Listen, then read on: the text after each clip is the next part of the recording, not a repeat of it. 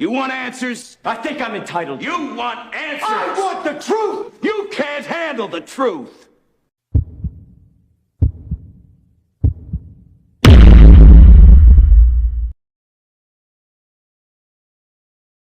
Sue's perfections, ooh, Sin City, Montana, Coke boys, ooh, we run the city. Homie tryna keep up, ooh, they going broke. I'll finish your career, ooh, get a rope. Warning, warning, warning, warning. Dope money, ooh. That Montega In the spot, getting guap, ooh. that's hard labor. In the club, popping bottles. Yeah, we blowing that sour. Handful of real niggas. Rest of these niggas cowards. How you want it? How you want it? Hands gun or the knife. Soon as your man see the barrel, He gon' run for his life. bullets flying. Bullets flying.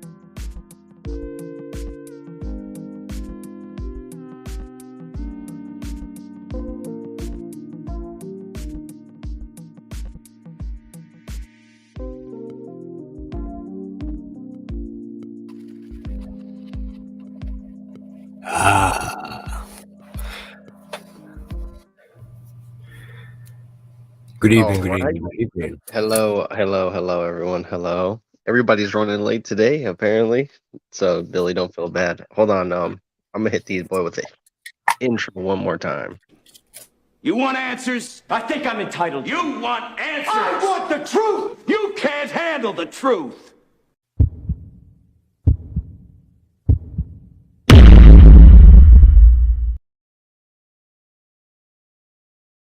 Sue's perfections, ooh, Sin City, Montana, Coke boys, ooh, we run the city. Homie tryna keep up, ooh, they going broke. I'll finish your career, ooh, get a rope. Warning, warning, warning, warning. Dope money. Ooh, That Montega, in the spot, getting guap.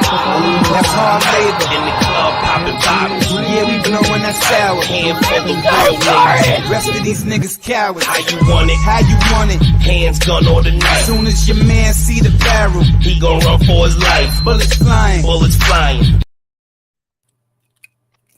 Yep, that's the blackest intro to the least black person that I could possibly find, or that Tico could possibly find. I love that intro. Just for the sheer contrast of what it is. What's going on, everybody? Cowabunga here, and Billy the Muffin Goat. We're waiting on Win to come through, and we got some juicy topics today. Don't think I forgot about your nice avatar, Billy. I'm liking it.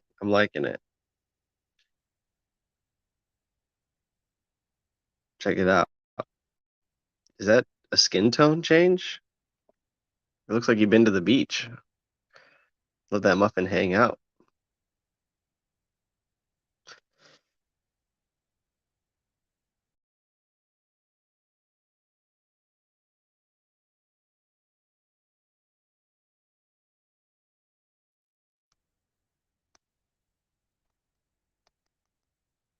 Yo, hello.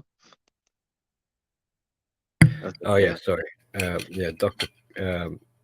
Dr. Curry's husband got muffins, so I simp for Dr. Curry.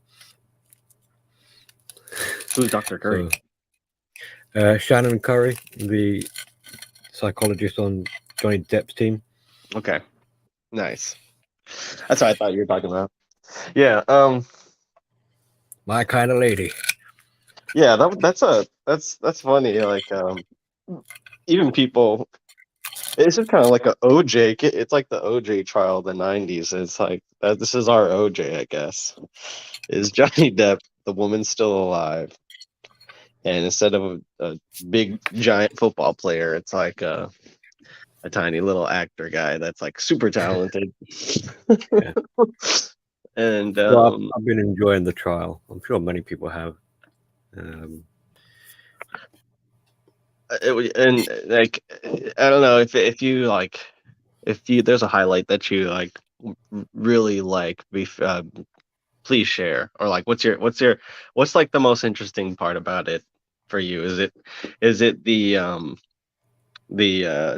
lawyers? There's a clip out there of the woman being like, are you doing this for fame? And then there's like a press guy who's just like, no, I'm just doing this to contribute. It seems like you're doing this for fame. And then it's just like gotcha moments. Yeah. It's the whole thing is full of moments like that. The most, I don't know, exciting thing for me, from what I'm enjoying taking out from it, is because a lot of people seem to be in disbelief and think it's all kind of like put on for show or manufactured in some way. But if you understand the patterns of behavior of mental illness and things like this, then this is kind of like a great example of to what nth degree the lunacy can go to. So it's almost like a justification for all the kind of stuff people like myself have been talking about for quite a while now. It's like, I wasn't joking. When people go batshit, oh, sorry, sorry for the language. When people go off the deep end, you know, Wano. it goes off the deep end. You know, all bets are off, and the insanity just goes through the roof, and it gets worse and worse, and the spiral gets more and more self-destructive. So, from my point of view, this isn't out of the world. Like, people are gobsmacked. It's like, what do you mean? There's Can't believe this is happening. right, and it's like, well, yeah. Why wouldn't it? And it Mhm. probably goes to a much even sicker, deeper level. You know, so It's kind of like it, one of my favorite content creators like to say, King MGTOW. He says MGTOW is math. And it's not like Johnny Depp's not a MGTOW, but this particular process is kind of like a what you said, it's like a taking the task of everything, all the kind of dysfunction that people go through on a daily basis. Everyone kind of gets to go through it together, and it's not in like a "I told you so" kind of attitude. It's more just like this is the stuff that nobody really talks about, and yeah, I mean, a lot of especially like men, I think, I feel like share a bit of commonality, or feel like there's a bit of a Johnny Depp, or there's an Amber Heard in their ex-partner kind of thing. We've all sort of experienced to some degree, shape or form, something similar. And yeah, like you said, this isn't to sort of rub it in and be like, "I told you so." It's more of a case of an enlightenment or revelation of just how deep the rabbit hole can go. mhm. Yeah, I don't know if any of you guys wear bifocals out there, but it's kind of like you're like cleaning the.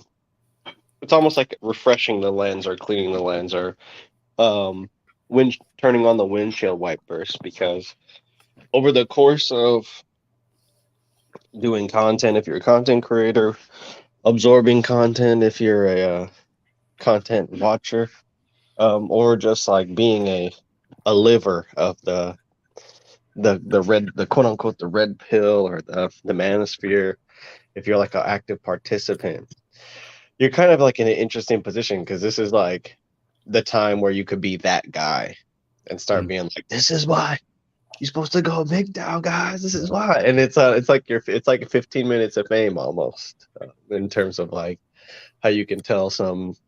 And the sad thing is like a person who's in a relationship or recently been in one or out of one, like they understand this more than a guy who's been single for years and years and years. I mean, they relate to this more recently in their lives. So it's just like, it's kind of like you get varying degrees of people being like apathetic or saying like, oh, Johnny Depp is terrible person too. They're both terrible. Blah, blah, blah, blah.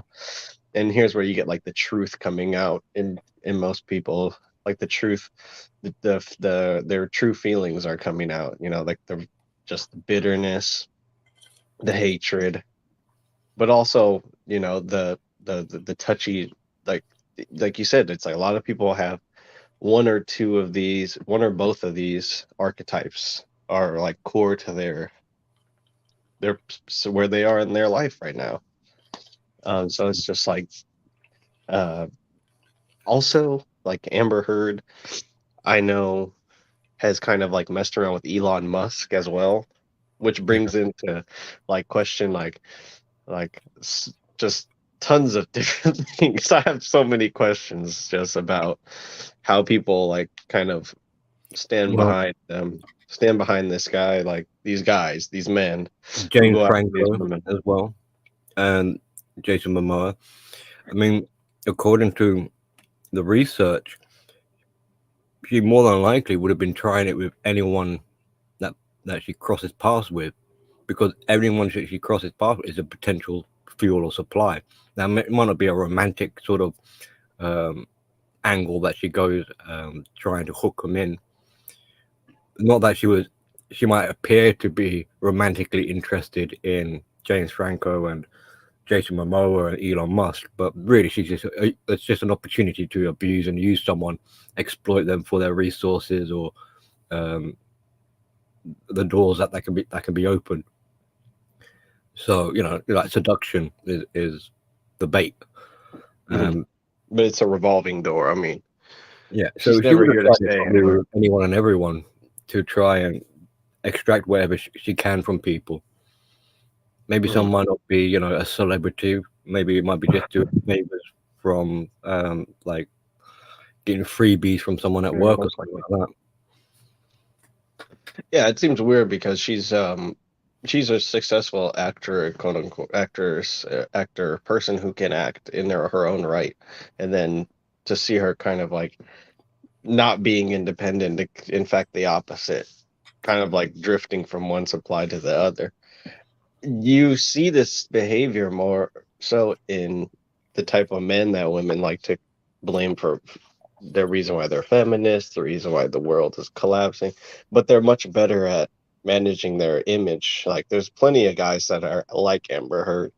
I can think of a few right now off the top of my head that just walk around group to group and abusing like each other, abusing the trust and being like kind of Yeah, sensual and using just whatever is in their arsenal to sort of win over a yeah. crowd, or and then having like these apoplectic displays of just And that's violence. the importance takeaway from all of this is that just because you might be dealing with someone who displays a small number of these traits, you know, there's not much of with a lack of boundaries and no hindsight or care for any consequences. There's not really much stopping people you might know who display a small amount of traits from becoming an Amber Heard type of person.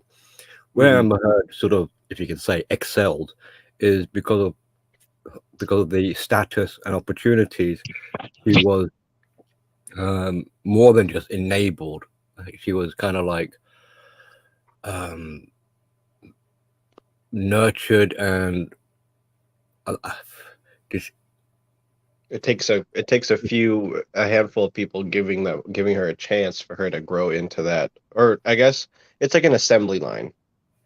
If she's like a product or something, like it's one person puts the first bolt, the other person screws it, the other person checks it to make sure that it's tight.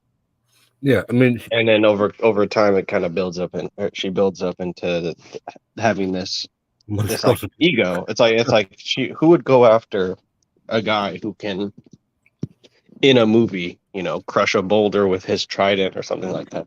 Yeah, and let's not forget that for a lot of people, Amber Heard was looked at as the sort of hero in real life. You know, like young girls aspire to her. She gets nominated the leading, I don't know, the Victim of the Year award or whatever it is. So people were aspiring to be like Amber Heard, which is partly why they're so shocked. Well, there's still some of them still trying to fight and defend her because they can't accept it any other way.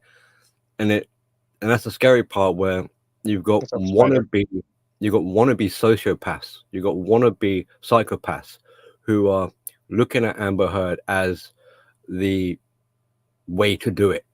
Like you've got manipulators who are like, yes, I can be as successful as Amber Heard because look how much she's abused and got away with it. And this is like a phenomenon that is like what you said. It's like even if you're a psychopath, you still want the tutorial of how to succeed. I think like everybody's pushed into this algorithm no matter what. And that's why you have like men being blamed for, oh men, you caused all of these atrocities that are happening in recent times today. Like you're responsible for everything that's happening that's wrong today. well, And they're it's not. because everybody's pushed into this algorithm. Like you want to be more positive, you want to be successful, you want to be hotter, you want to, Right, and and that's then why, in part as well, the people who are in support of Amber Heard aren't actually angry with her, really. They're not like, oh, this woman has pulled the wool over all of our eyes and she's actually an evil person.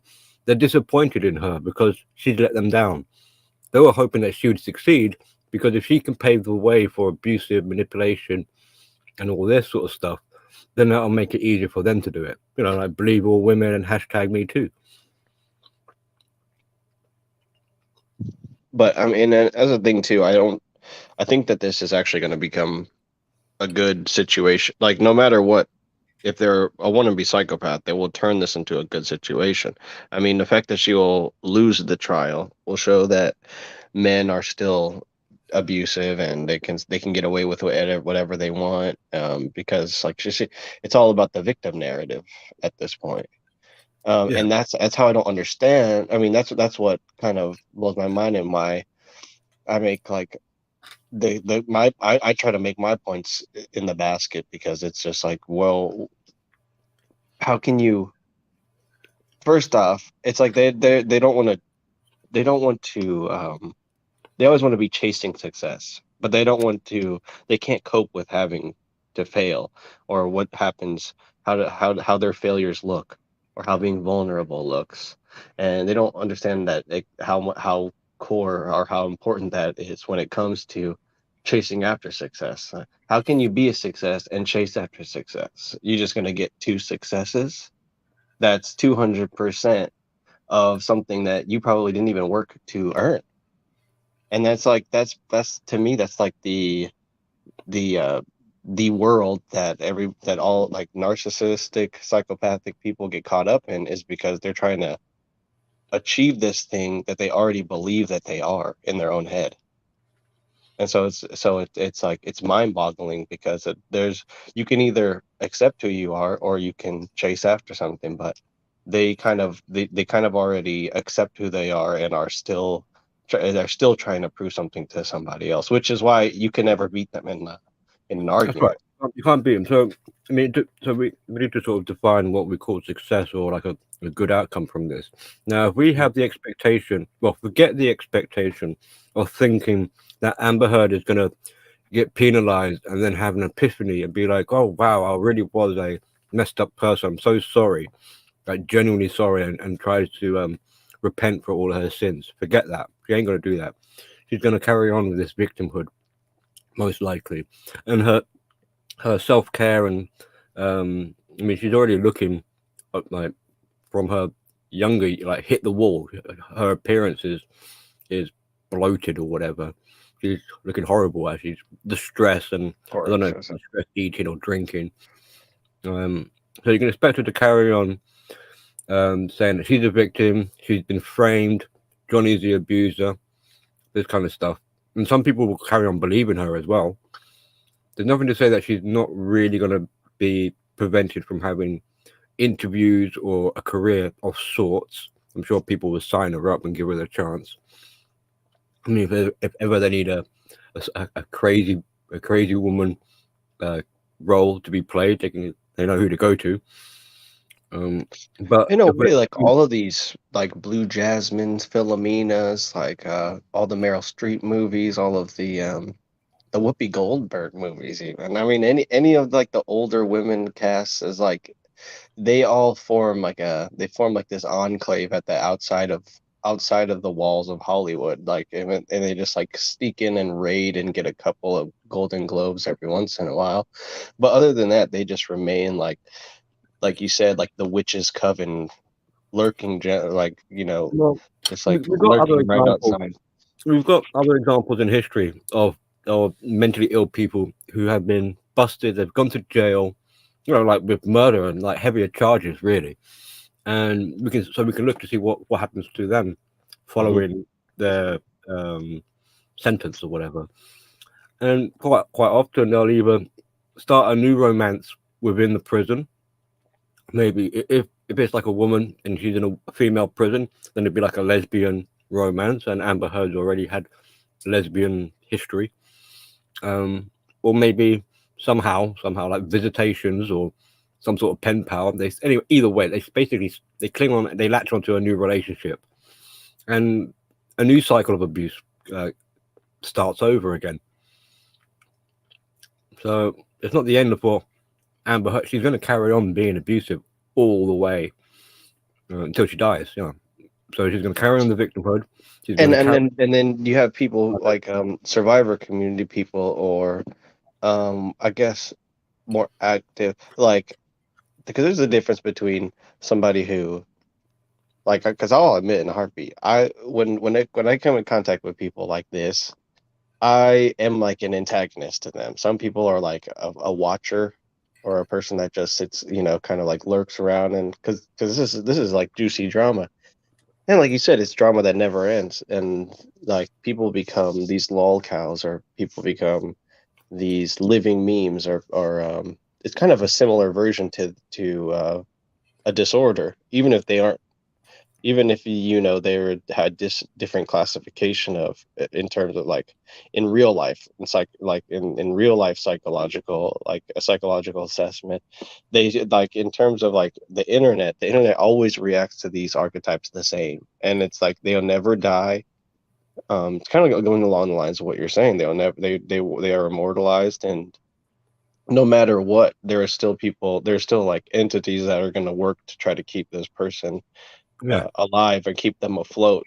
Because and it's like they're almost like doing it for good or something. They almost have like some sort of moral imperative to keep Well, making fun of this person no matter yeah. what. And it's like Well, what Amber even Heard, her career is the same way. It like perpetuates itself just on her sheer psyche, the power of her psyche, as crazy yeah, and I messed mean, up as it is. they can sort of after like with the amount of damage um sustained over years and years and years, these people eventually, most cases, start to lay low. And they're getting older as well, so they haven't really got the energy or vitality to be so on the world stage platform. So they kind of lay low, but it doesn't mean that they stop being mentally ill. They're still that loose screw is still there, kind of thing. You still need to exercise caution around them, Hmm. and they just find different ways to be abusive. Now there are plenty of elderly people in old care homes who treat their caretakers very abusively. And it's hard to, I mean, if you've got like a 90-year-old granny who's pretty like Wicked Witch of the West or something like that, and you're a younger caretaker, how do you kind of, like challenge without feeling guilty or bad? Like, you don't want to be fighting back against a 90-year-old woman. And But also being they're kind of they've either been placed there or are hiding in a place where their victimhood is like acknowledged by everyone else that's in that institution.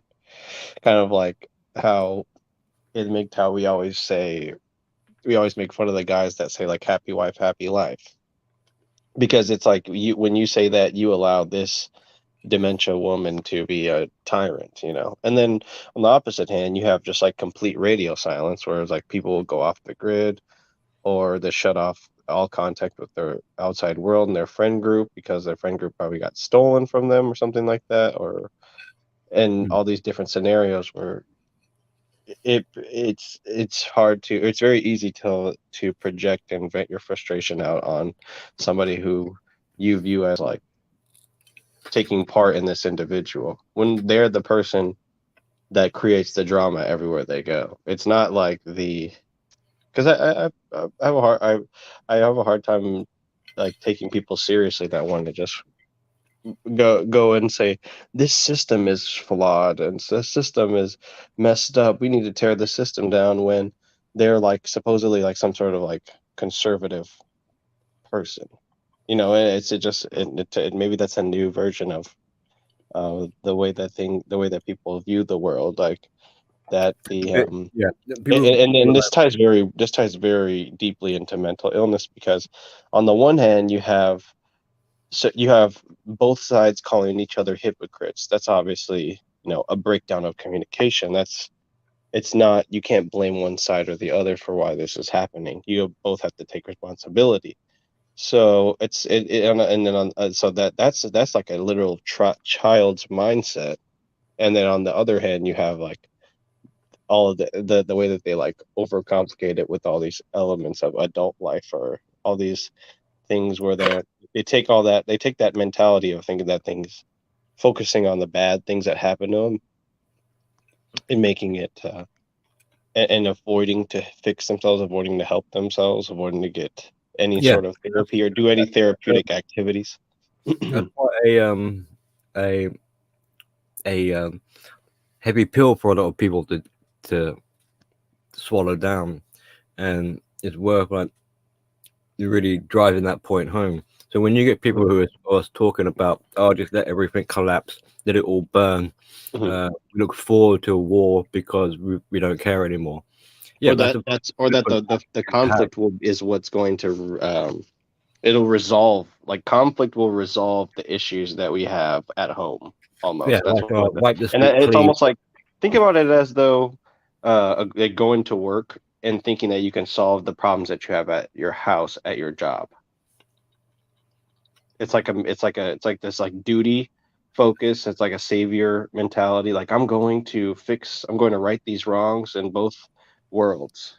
And Yeah, it's back to the chasing success thing. It's like no one has the power to be in two places at once. But it's almost like they're mixing the different worlds. They're mixing the work with the play with the with the rearing and all the it's everything is they've simplified everything out as though it's like just a two-dimensional image. hmm yeah, um a lot of people. and they haven't been taught how to properly address it, or they're ignorant of it, or they're just arrogant. Like I most of the reason why people don't uh claim not to be starting drama, or they claim to be not a part of drama or not want to be a part of it, is because they think they're above it. It's not because they're trying to actually avoid it. They think that they think that they're better than it, which is also a mental problem too. That it's like a lack of connection to their needs. It's all about what they want. I want to be viewed as Yeah, good. So people who are viewed as good say they don't like drama. So I'm going to say that I don't like drama. yeah, and as you put it, it's like a 2D way of seeing it. So when Mhm. things are 2D, it's very simplistic. So their kind of opinions or mentality towards life ends up becoming quite simplistic as well. Where like with this drama idea, and they're gonna stay away from it because drama equals bad. Like, well, that's kind of again, it's like a flippant sort of attitude. It's like, you know, you can't run away from problems all the time just because you don't like it. Like, just because you leave the drama from one side doesn't mean you're now drama free. You're going to have drama elsewhere where you go, which is one of the things I don't quite like about walking away. Because if you walk away, like, we live on a round planet. Sorry, flat Earth, but we live on a round planet. And if you carry on walking in any one direction, you're going to end up back where you were. So it makes you come to a realization where instead of running away, you stand your ground. Yeah. This is incorporated The your what you're explaining, I think, is a jump in communication when it comes to like what people observe in that world, and what they require in order to feel it also satisfied with the it world. also reveals like They ignore how they actually ignore how they feel most of the time, and they ignore their emotion. They ignore what their emotions are, and they're like engineered or pre-wired or something to have a certain feeling, or to act a certain way when they observe something or when they hear something. So it's it's just like if they see something like this trial, they'll say, well, women need to act like this, or well, you need to act like this. It's almost like it's such a violent way of interacting with the world. It's like they don't internalize anything. They don't reflect on how they feel. It's immediately a request, a cry for help. Everything that you see now when it comes to like the memes and stuff is all it's all just a cry for help. Everyone's like so bitter, so resentful, and they're looking at this trial and they're assigning a positive or negative judgment based on the facts of the case, as opposed to just you know being a bystander. Yeah, yeah and then people are getting a dose. It's almost like going to a NASCAR race, because you're just seeing people run themselves around in a circle trying to follow this and trying to assign, this is why I was right about everything when it comes to my own life decisions because of the way that this trial, is panning out. And And it cements my decision even more. Like observing the outside world makes me more convicted about what it is I believe, as opposed to trying to reevaluate or this is the trouble when people project themselves onto others, and in the case of the Depp versus Heard, those two as well, because like what you're missing out here is the element of responsibility. So if people aren't wanting to be responsible for themselves, they're projecting out, expecting other people to be responsible for them, and that's one of the investments that people have with the interest of the Depp versus Heard, because depending what happens to those two dictates what happens to the individual. It shouldn't be like that, but if this person is transferring the responsibility, It's like, oh, you ought to make me a sandwich now because Amber Heard lost the case, and vice versa. You want to open the door up. You got to throw a coat on the ground for me because Johnny Depp is a scumbag or something. That's their mentality, and that goes again to, they ignore what they really need, which is probably to, I guess, just improve, to recognize for themselves their own improvement. But because they're not able to, bounce on on a carousel ride, so to speak, of A-list celebrities, they see themselves as somehow like lacking in life. Or a lot of women in these days, they don't go through the process of like trying to raise a child or trying to raise multiple different genders of children and going through and noticing the positives and negatives of both, or having like most men and women don't have the preferences of the older generation, where they can say this is why A plus B equals C, this is why X is better than Y. They don't have that. We've been, I guess, pigeonholed or dropped in an algorithm where it's only giving us what we want. And this Amber Heard Johnny Depp trial is like pretty much it's like a Disney fairy tale in a sense. It's just spoon feeding you the red pill. And if you want to be like any of these people in these cases, then it's like it's giving you an onus to like, just I don't know, just to become more stubborn, I guess, and just like, double down on your beliefs, which is kind of like it makes you wonder, like, are we in a simulation or something? Like, is this just a game? Is it like, are we being is this somehow us being all proven right? it's not really a simulation, or a game. But if a person wants to make it in their own personal world a game, then they can do so. So it's kind of like a flexible lens to see the world through. I think, yeah, I guess that's what I was getting at. It's like almost like an interactive medium or something, or like a loom, where you weave the world out of this, then like the trial is like the yarn that you use, or the thread or the cloth or whatever. Yeah, it needs to. It's healthier if you've got like some sort of anchor to reality, to keep you grounded, and then you're able to sort of explore kooky ideas and have a bit of imagination and not get lost. Definitely. And like, I feel like when people roll out these big philosophical ideas, what they really want is they just want the validation. Like, they just want the currency that is being exchanged, between the two people. And they also, like, a lot of times people have this mentality where they quote a lot of philosophers, like they say power corrupts and absolute power corrupts absolutely.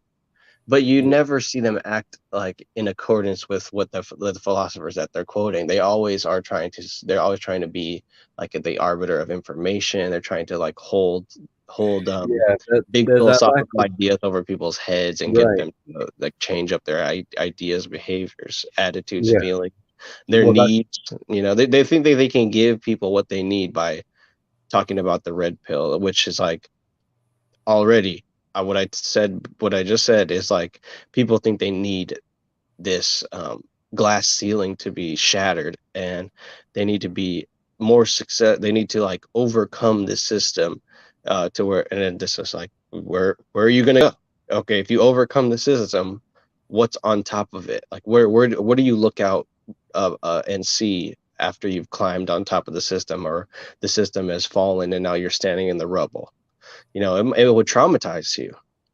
Yeah, Which is why I don't see it as being like a huge success to have had walked away, because a lot of this stuff that's being preached in the red pill is kind of like telling us that we can have it better, or we can live life better in recognition of the truth, or in realization of these red pills or whatever. But it's like it's more of a debilitating state, like almost like chemo or something, where it's like kind of. how do you view this feeling of being red pilled as like a good feeling? It's definitely not solely a good experience. It's like it's full of pain. And like Wind, he would have a lot to say about it too. Yeah. I mean, it's one thing, like, having some truth is good, but it doesn't necessarily mean by not having truth that ergo it must be bad. You can live a very happy, wonderful life in a delusional sort of state. It depends, like, is this delusion a healthy kind of delusion, or is it an unhealthy form of it? Yeah. Like you're saying though, with the red pill sort of hard stance on like, look, we demand the truth, we must have the truth, and somehow this is going to give us freedom. Yeah, it is a bit infantile to think that, and a bit of a lack of responsibility as well. Well, like most people are sitting in their truth, and they're not fully present in the truth. They're preoccupied with looking for the truth, Well, and here's it's one literally truth. right under their nose. You're not going to ever have like 100% knowing of all truth. So at some No. point, it needs to be like Well, it's like you said, if I were to show you somebody who's living in blissful ignorance or in blissful awareness of like the lack there, the truth or lack thereof that they are like somehow beholden to in their life, you would see, you and I would both be looking at somebody who doesn't take certain principles of life as seriously as other people do, who like live in complete sheep NPC sheepville or whatnot. There's like, this is a person that's completely, that is like almost to the point where they're just like they've lost their mind. But at a certain sense, it's like there's also a feeling that they probably have where they're not going through like the rigorous process of truth seeking and all this stuff, and it's you can tell that it has a positive physical like modifier to their health. I mean, that they're not doing this. And I'm not trying to promote health in like a weird way where it's like you don't want to seek the truth because it'll hurt you, it'll kill you. It's like maybe you might have to do that at certain points in your life. well, that's right. Like, It's not a lifestyle. It's not a lifestyle to be like a truth seeker. yeah, That's yeah. all. Like they seek the truth, but it's like, you can't handle the truth. So you can't have it both ways. And why is it you need the truth? Apart from the we want to be free argument, is it more of a case, which I suspect by one You have different motivations, True. vindication. You have like Yeah, but it's almost like right now that I've got the truth, I don't need to do anything in life, so I can offload my responsibility, because the truth, according to the truth, then we were all born to be slaves and be used by the system. We're born as just cattle. So what's the point? So it's like, right, so you're not going to bother live a life then because the truth says you're not supposed to be, free and independent. And this is the thing, like I suspect a lot of red pill guys are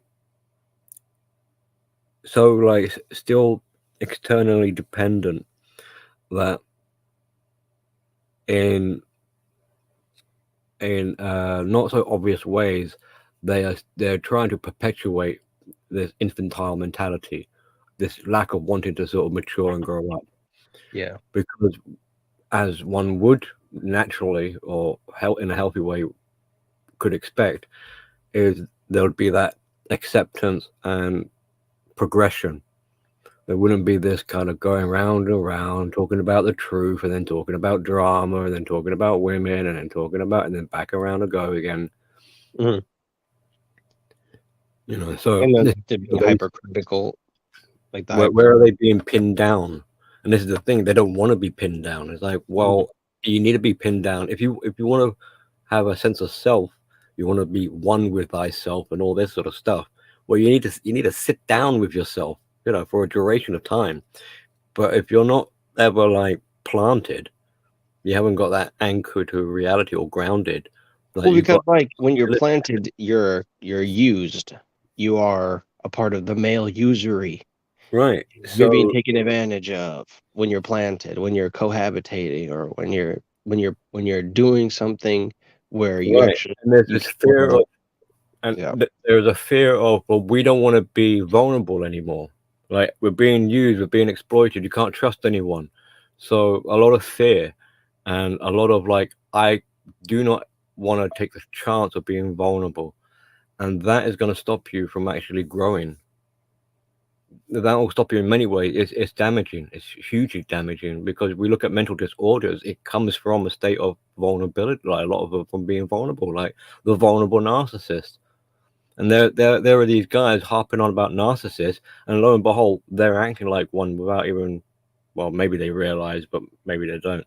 But you know, they're fragile, they're vulnerable, they have poor trusting issues, they're emotional, they're all over the place. I mean, they fit the category, the criteria. Of an And Amber it Heard. makes me laugh, because it's like, there they are complaining about these crazy women, and it's like, well, the women might be crazy overtly, but guys, come on now, you're not that far apart. We kind of have, yeah, it's like you kind of have to have self-awareness. It's kind of like when you hear the prosperity gospel or something, you hear people buying into something where it's like a group think. It's like you can't I'm in denial that I'm kind of like in this like journalistic position, because it's almost like you've walked into Disneyland on Goth Day and just seeing everybody partake in this fad, and they all are kind of helping each other to cope with like this, that they're like, this is a real thing, let's make this a thing, come on everybody, let's believe together. And like the belief, almost a sense, it's not belief, like I said, it's just a cry for help. And it's like Yeah, that's they're dangerous forcing other people to cry so that it doesn't look as bad. And to me, that is not like what I entered into the manosphere for. I've been trying to get rid of unlearn all the dumb behaviors that I would been taught growing up, and I'm not trying to go back to them or run back or cling back to them in a hopes to like revitalize my childhood. In a lot of cases, I'm probably the age of some people's children out there that do make content, and so it's just like I'm almost forced to be more aware, I guess. And so I give more of a pass to some of the older people that that are sort of like, they admit that they're not willing to keep up with. And this is like something that I share in common, in that I take pride in, and I identify with. So I'm not like obligated, don't feel obligated to participate most of the time, because I see people that just do their thing, and then no one really messes with them or takes issue with what it is that they do. But like, in a sense, you see people have to have this mentality, and I'm starting to get an idea of who it reminds me of. It reminds me of like people that want to be people that are like kind of biracial, or caught in a trap where they are not accepted by either group, so they have to sort of overcompensate. Sorry, I brought up biracial. I didn't mean to. I didn't, or like I brought up biracial because it's like part of my own life, but and other people's that I've noticed in the manosphere, but it's just people do want to be noticed, even though they don't fit into something that's easy for other people to define. And so they take a good situation, which is like an ambiguous situation, sort of Sun Tzu Art of War position, and they kind of just ruin it by not, supposedly not following the rules or not paying attention to their environment and thinking that they have a better take on it, because it's easy for somebody who's in an ambiguous situation to just like fall into a archetype and fall into something that's easy to emulate. It's like why I think a lot of young people go into this dark, brooding black pill territory, because it's easy for them to admit that they're not a success at anything because it's moderately true in the eyes of society, because they have very little to offer in their own to society. I mean, eventually they'll learn to just offer things to themselves and not worry about what people have to say. It's just a natural thing that you do when you become a man. And in reality, a lot of the content creators are ideas in the manosphere that I kind of challenge, won't really necessarily have an effect on a guy coming to his senses, one way or the other. In a way, we all fantasize that it will. And this is what I think is the main problem, is that this is turned into an ideology now. It's no longer a actual. It's leading us to like actually have more conflict in our lives than resolution. Is my fear, it's just what I'm generally concerned about. But I don't know if it comes from, I guess, a certain age or a certain when there's demographic. a lack of acceptance of oneself, then that will be transferred externally outwards. If I can't have acceptance for myself, then I can't accept you either. And this is where we'll butt heads. And the need to control you, to conform to my standards or beliefs, so that then you become acceptable, and then in turn I become acceptable. So it's a backwards way of trying to address one's inner issues. It's like what you said with the whole world building. Like people have retreated into a place where they just like sit in their castle and send out pages and scribe, or they assign every person in their life or like object, if they have that kind of attachment, with like a certain role, where they say like, oh, I'm not going to confront somebody directly. I'd rather send this letter to them to get them to, which is like, I've gotten a lot of messages from like just random accounts. It's like sock accounts or something, where they try to say like, ooh, maybe you're hiding something and maybe you should stop trying to pursue down this line. And that's never stopped me. I don't think that's ever stopped anyone who is an adult or has solid boundaries, it has convicted about what they say. It's never stopped anybody from just continuing to highlight the like stupidity or whatever it is, because it's never, if you're trying to censor somebody or control them, you can't really look at what you're doing as being very righteous, right? I mean, you can't see it as there can't be much value in it if you have to police other people and how they view it. Like if it just speaks for itself, then there's no need to sort of go about this type of behavior. And I think that's like, you see that in a lot of super preachers and mega preachers, because they know that their like model is very faulty. So anytime they get any bit of questioning, they always have to kind of create an example out of the person that asked the question. So it's almost like a state almost we're forming. Or like there's a police, you have your police, you have your, you know, your politicians, you even have like your lawyers and people that are trying to strike or defend other people on the behalf of the manosphere. So it's just like it's an entire world now. It's like everybody's role playing as a manosphere person.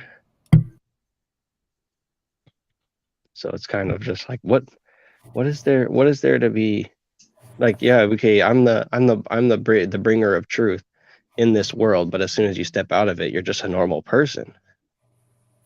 You know, so what is the big deal about? What is the big deal in terms of, you know, defending your reputation online? I think one of the it might sound like a simplistic question, but it's actually quite a profound one, and I don't think people really ask themselves or answer it honestly enough, which is, what is it you want? Facts. And is what you want for yourself, or is it a demand you place on other people? And if you can differentiate between the two, like let's say someone might say, I want to have a happy relationship. Well, then that's not really about I want that for yourself, even though you say you want it. It's a demand on someone else to fulfill that relationship criteria for you and to make you happy. Mm-hmm. So which means like walking away, you could never get that yourself. You could never achieve that. And most people don't acknowledge that they want that and that they're walking away from actually getting it. And so that they're basically stuck in this endless cycle. Well, you're not going to know what you want unless you have some sort of sense of self, of who you are. It's like, so what do you want? And an honest answer, at least, we would be nice to hear from a lot of people, is the kind of frank, like, you know what? I don't know what I want because I don't know who I am. Mm-hmm. At least then we're starting with something. Right. So maybe one of your wants could be then is to know yourself better. Never mind, I want cars, fame, money, bitches, and women and whatever. You're fine. We're already in an hour in, so.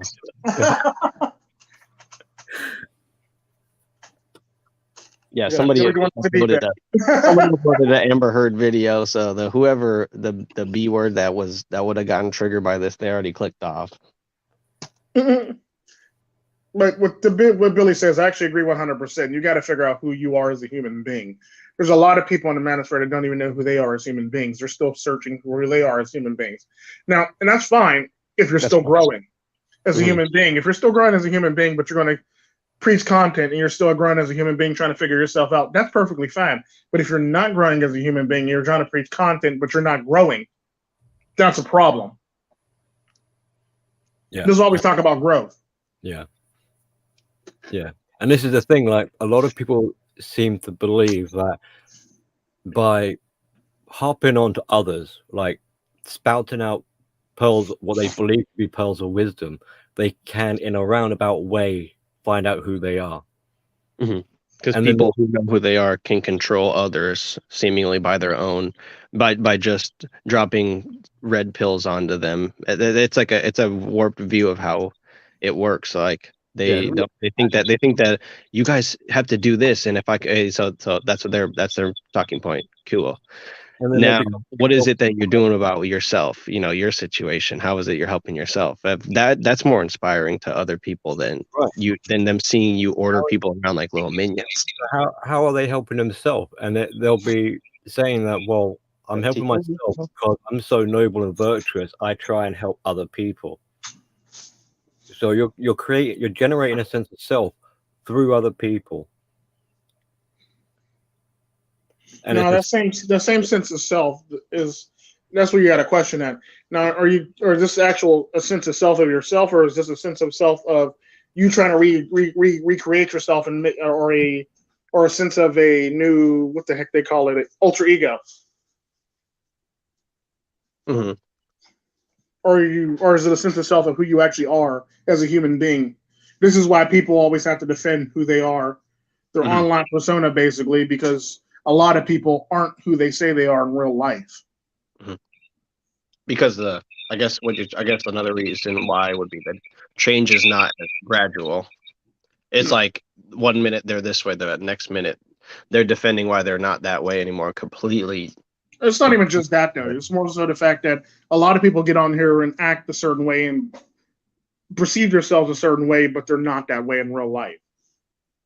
They're not. They're just not. Like, they come on here, they act all with the gravitas, acting all gravitas and acting all tough and tell people what they do, what they can't do, and what they will do, and how they treat people. And it's like, you see them in real life, they're basically like Carlton Banks or something like that, or they're like, you know, they're like you know, some goofball down the street, that some goofball nerdy dude or some awkward person in public that who doesn't know how to pretty much interact with other people, if you know what I mean. That's For sure. That's where most of the people run into a problem at. Like, there's a lot of people on here that are like authentic through and through.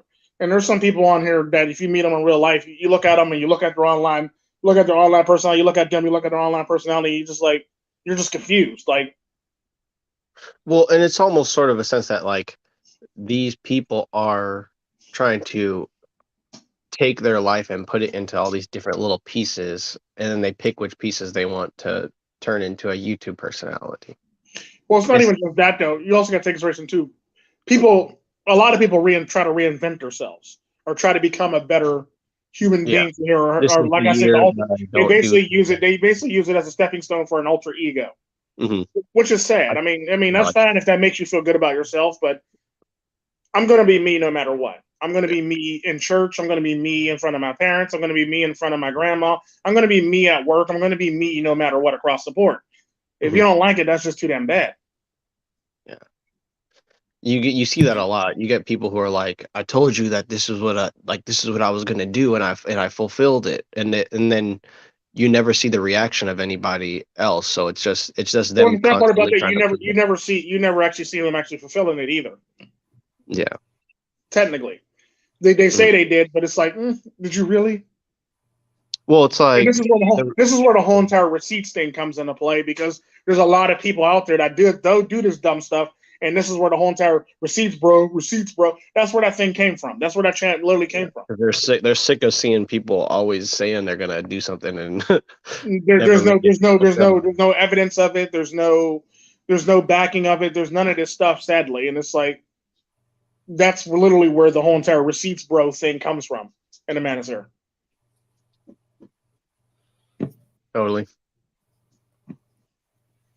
Yeah, the topic where I called it literally the Prosperity Redpill, because people they come to church like down and out, and then they get this prosperity gospel, which is not bad intrinsically, but then they think that they're still back in church the next week or the next day or something. So it's like, you also look also the people that are prosperity preachers, prosperity people at church anyway, because there's this a double-edged sword, because you got the people that are prosperity church growers, act like they're into Jesus, love Jesus, read the Bible, claim they do, but they treat people like shit. But they swear up and down they're a godly person, but they treat people like shit. They look down their nose at people. They won't help the next man. They won't even help the common man. They won't even help a relative. You see what I'm saying? Yeah, very little compassion. It's all an act too. It's all an act, or it's all for show, for all intents and purposes. And the sad part about that, a lot of people are tired of people like that. Well, and then there's also the kind of people that are somehow or another drawn to that person because either they're not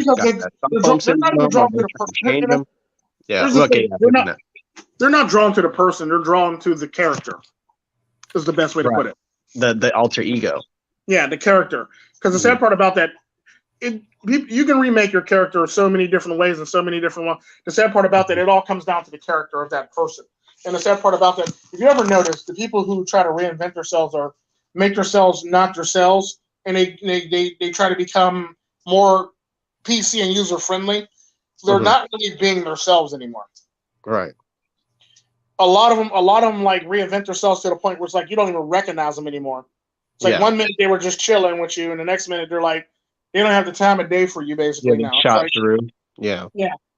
Or they can't even stop through or say hi anymore. And it's like it's one of those things where it's like one minute they're on the stream, the next minute they're not. Yeah. Well, you guys see me get frustrated all the time because I'm like, how much do I have to just sit up here and freaking talk? Or like everybody else left. And like it's not just the bleed. It's not the bleeding edge. It's just like people so much like there's so many people that have shot up to a place, but then you never see them like going through it or having trouble, because they don't. Well, of course, they gotta maintain that image. Yeah. So it's just like I'm just everything. And the neat thing about it is like if you ever notice, everything's curated. Everything's curated. It's basically like Instagram. Think of it like Instagram. Everything is curated to the point. This content brought to you by character alter ego. Yeah, no, it's so curated. It's almost like Instagram photo taking, basically. If you know what I mean. Think of it like filters. That's pretty much a lot of this content. Filters. Mm-hmm. Yeah, so it's just like itself. Mm-hmm. Yeah, and you won't even realize who a person is until you see them in real life. Yeah, like there's a lot of people that act tough online that's not tough in real life. There's a lot of people that talk about guns this, guns that, guns pull up to your spot. Off, they're hiding under the table. There's a lot of people that talk about all this stuff. When you meet them in real life, they're not that person, and it's sad. Yeah, I remember like pretty much one of our shows in the past started because somebody who was like that tried to break everybody up in the group, which is funny because they'll never admit that they tried to break people up. I mean, you get so many people that are trying to be a part of these groups, but then they actively go in and try to get one person to feel like they're better or they don't need them, maybe take that person's spot, or to maybe just dissolve it and make it or just reoriented it all into being about them, talking about it's all about them now. It's not about what the group was originally made for. Now it's about their own problems. And it's like when you talk about it's like the group is just a group. That's all it is. It's basically who you're a part of, who you identify with, who you roll with, the people who got your back at the end of the damn day. That's all the group is. The people who got your back at the end of the damn day. It's not your identity. It's a part of who you are. It's people that got your back, but that's all it is a group of people who got your back. That's it. Who you are as a human being is all that matters. And a lot of people don't know how to present that in a way to make it palatable for people. And a lot of people don't want to present it because they're embarrassed by who they are, sadly. This is why, and this is one of those many things where I do like a lot of unedited stuff because I don't want to feel like it's curated. Mm-hmm. I don't want to feel like everything I put out is curated to the point where like, well, this Tico guy's perfect and he never makes a mistake. No, I do make mistakes. I want you to see my mistakes, and I want you to see me fix my mistakes in the same moment, if you know what I mean. Right. And it's sort of like the Cref, they kind of have like this like Creflo Dollar type of like presentation, and then once you really peel the layers back, it gets uncomfortable for them. Whereas like part of even like sex itself, when you peel the layers back, you're vulnerable in front of another person. It's like you gotta go. You just gotta go. You gotta go forward in that situation. And like you see a lot of these people who are like, they're blaming the women for alienating them out or pricing themselves out, and they don't feel like they're able to like the content itself is almost like a filter so that they can look better in the eyes of and the sad part about that, there's a lot of people that do that because nobody wants to accept 100% fault. Nobody wants to actually accept their fault in the whole entire matter, because like I said, when it comes down to it, everybody's at fault in the whole entire matter, no matter what the hell happened. Everybody's at fault. Like I always say, there's two motherfuckers in a relationship, you motherfucker and her motherfucker. Y'all fucked up somewhere. Both of you fucked up somewhere, sadly.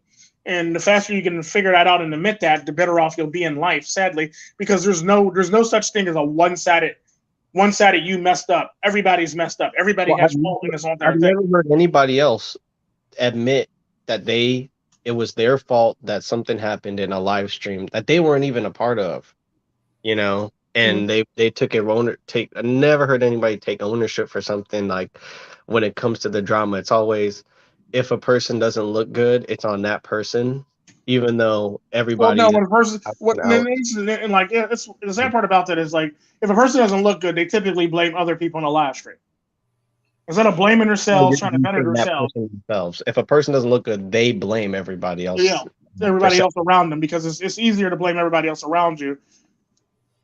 And don't get me wrong, there are people who need other people as support so they can actually be good and look good in the live stream. But then there are people that pretty much can carry a live stream by their damn selves without no problem. It is what it is. The point of having a live stream is knowing a person's strengths and weaknesses. If you got a bunch of people on there that can't carry a live stream and they're good with they're good at support, or they're good at like co-signing, or good at being a support character, you got to have a team around them so they can actually so they can actually be a good character. It's kind of like think of it like the Michael Jordan effect. Anytime Michael Jordan was on the court, all the people that were no-name people turned into somebodies. You see what I'm saying? You got your star players, you got your your support players. You got your support players. But the sad part about that is the support players became star players when Michael Jordan was on the court. You know what I mean? Yeah. It's all about feeding them and knowing their strengths and weaknesses and being able to feed them the ball so they can like either lay it up or dunk it or shoot the three-pointer, basically.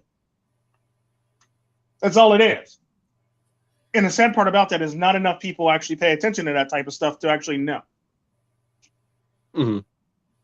Yeah, I think people are wondering, like, where are all the thinkers? Where are all the people where are all the stars, I guess? Yeah, and it's almost like it's good to have stars and it's good to have thinkers, but the sad part about that is, are you even listening to the thinkers? Or are you just listening to the stars? Mm-hmm. There's a difference between thinkers and stars. Thinkers put out content that make you think, or sometimes make you hate them. Or sometimes you want to disagree with them, or you want to slap them around, or you want to call them out their name. Mm-hmm. Anything like that. That's what thinkers do. Or they'll put out content that make you think they're talking about you when they're not. That's what thinkers do. Stars put out content, whatever's popping or whatever's popular or whatever's going on at that moment in time, basically. That's what stars do. Yeah. It's like whenever they're laughing, they're laughing at somebody. Mm-hmm. No, it's not even just that. It's basically like think of like the format of a lot of content creators. Think about what they used to do, and think about what they do now. What they do now. Yeah. What they used to do required like a lot of thinking. What they do now, it requires just a lot of being a star basically, and jumping on the next hottest, greatest thing that's a topic coming out of the pipeline, basically. You see what I'm saying? Mm-hmm. Yeah, it's like sickening. Like I described it before. It's like getting car sick, because it's like you're following them, and then all of a sudden it's just like a complete stop. Case in point, remember the one video of the dude that on the girl, was it their anniversary? He basically bought in a paternity test, saying that the baby wasn't his. Yeah, he started jumping up and down. He started saying the baby wasn't his, she got to pack her stuff and get out. Well, come to find out, this is the reason why I didn't jump on that, because I knew it was fake, because it's a prank channel, basically, first off. Secondly, I mean, does it really happen in real life? Yeah, but the sad part about that is, if you're going to take an example, take an actual example, not a prank example, basically. Because now you're going to have egg on your face when you got to explain it away. You know what I mean? Mm-hmm. That's one of those many things that a lot of star people will just jump on, like, oh my God, I couldn't believe this happened. And see, and this is why this is right now. They're like, that was just a prank, and you're taking it out of context, basically. It'd be like taking me saying, there's two motherfuckers in a relationship, you motherfucker and her motherfucker, and taking it and twisting it and saying something else with it. Like, that's not what I said. That's not how this went down, and that's not how that happened. You know what I mean? Yeah, and like also, not necessarily with pranks, but it's like when it comes to what women do on social media. A lot of guys will try to take what women do and try to slam dunk and try to make it this huge like, ooh, gotcha, like aren't MGTOW aren't or sorry, like isn't the manosphere way better of an option than dealing with what this woman has to say? And it's Well, like it's not even that big. Like most of the time it's a teachable moment, but they're kind of like resting in it, or what is it, basking in it a little bit yeah, too much. it's like, well, you also got to take consideration too. Like I always said, when it comes to people like that do that, you got to take consideration too. A lot of the people are basically either A, they're projecting, or B, they're acting just as much as the people on the other side of the aisle. Mm-hmm. You kind of have to turn on in order to respond to somebody who is equally as coming out with some wild thing. Like if you hear a woman out where she's just like, oh, where's these men at, da da da da da da, you can't really respond to that without getting out of pocket as well. So it's just embarrassing to me. There's no way to do. There's people who are really slick at it, like what you said, like people who just get you to think, as opposed to just get you to just like. Well, the neat thing about people who make you think, they're more likely to make people mad. They're more likely to piss off people. They're more likely to rock the boat. They're more likely to, go against popular, or They're more likely not to be agreeable people. That's the neat thing about people who think. They're not. They're probably one of the least agreeable people. Even if they are agreeable, they're basically trying to exercise their mind and play both sides of the coin, or try to play what they refer to as devil's advocate. Okay, so what if we get this far and we find out this is wrong? Then what? Or it's kind of like what people say about religion.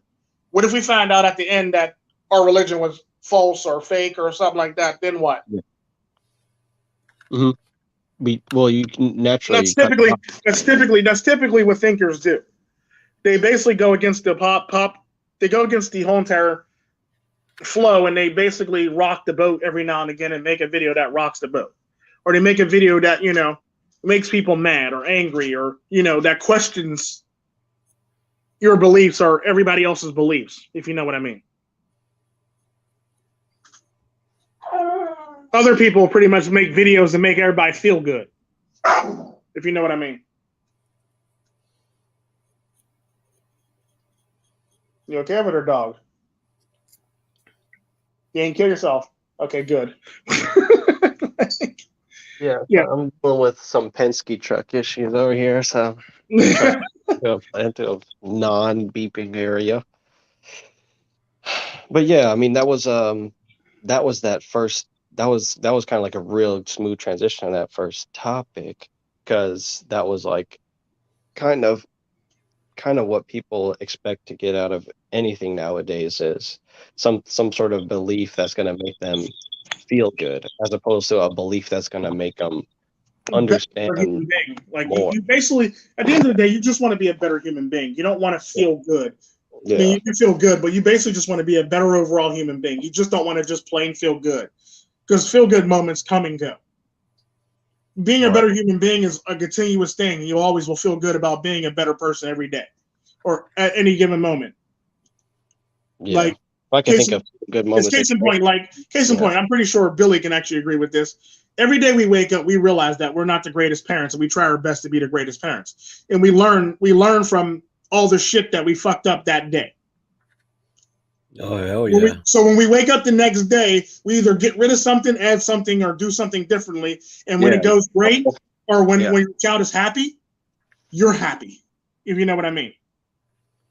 Yeah, you're kind of like a first responder almost. It's like you're like the first person to actually figure out something's wrong, as opposed to a teacher or. Well, no, it's not. It's not even just that though. It's mainly like one of those things where it's like, case in point, let's just say you buy your child a gift, and they're like, meh.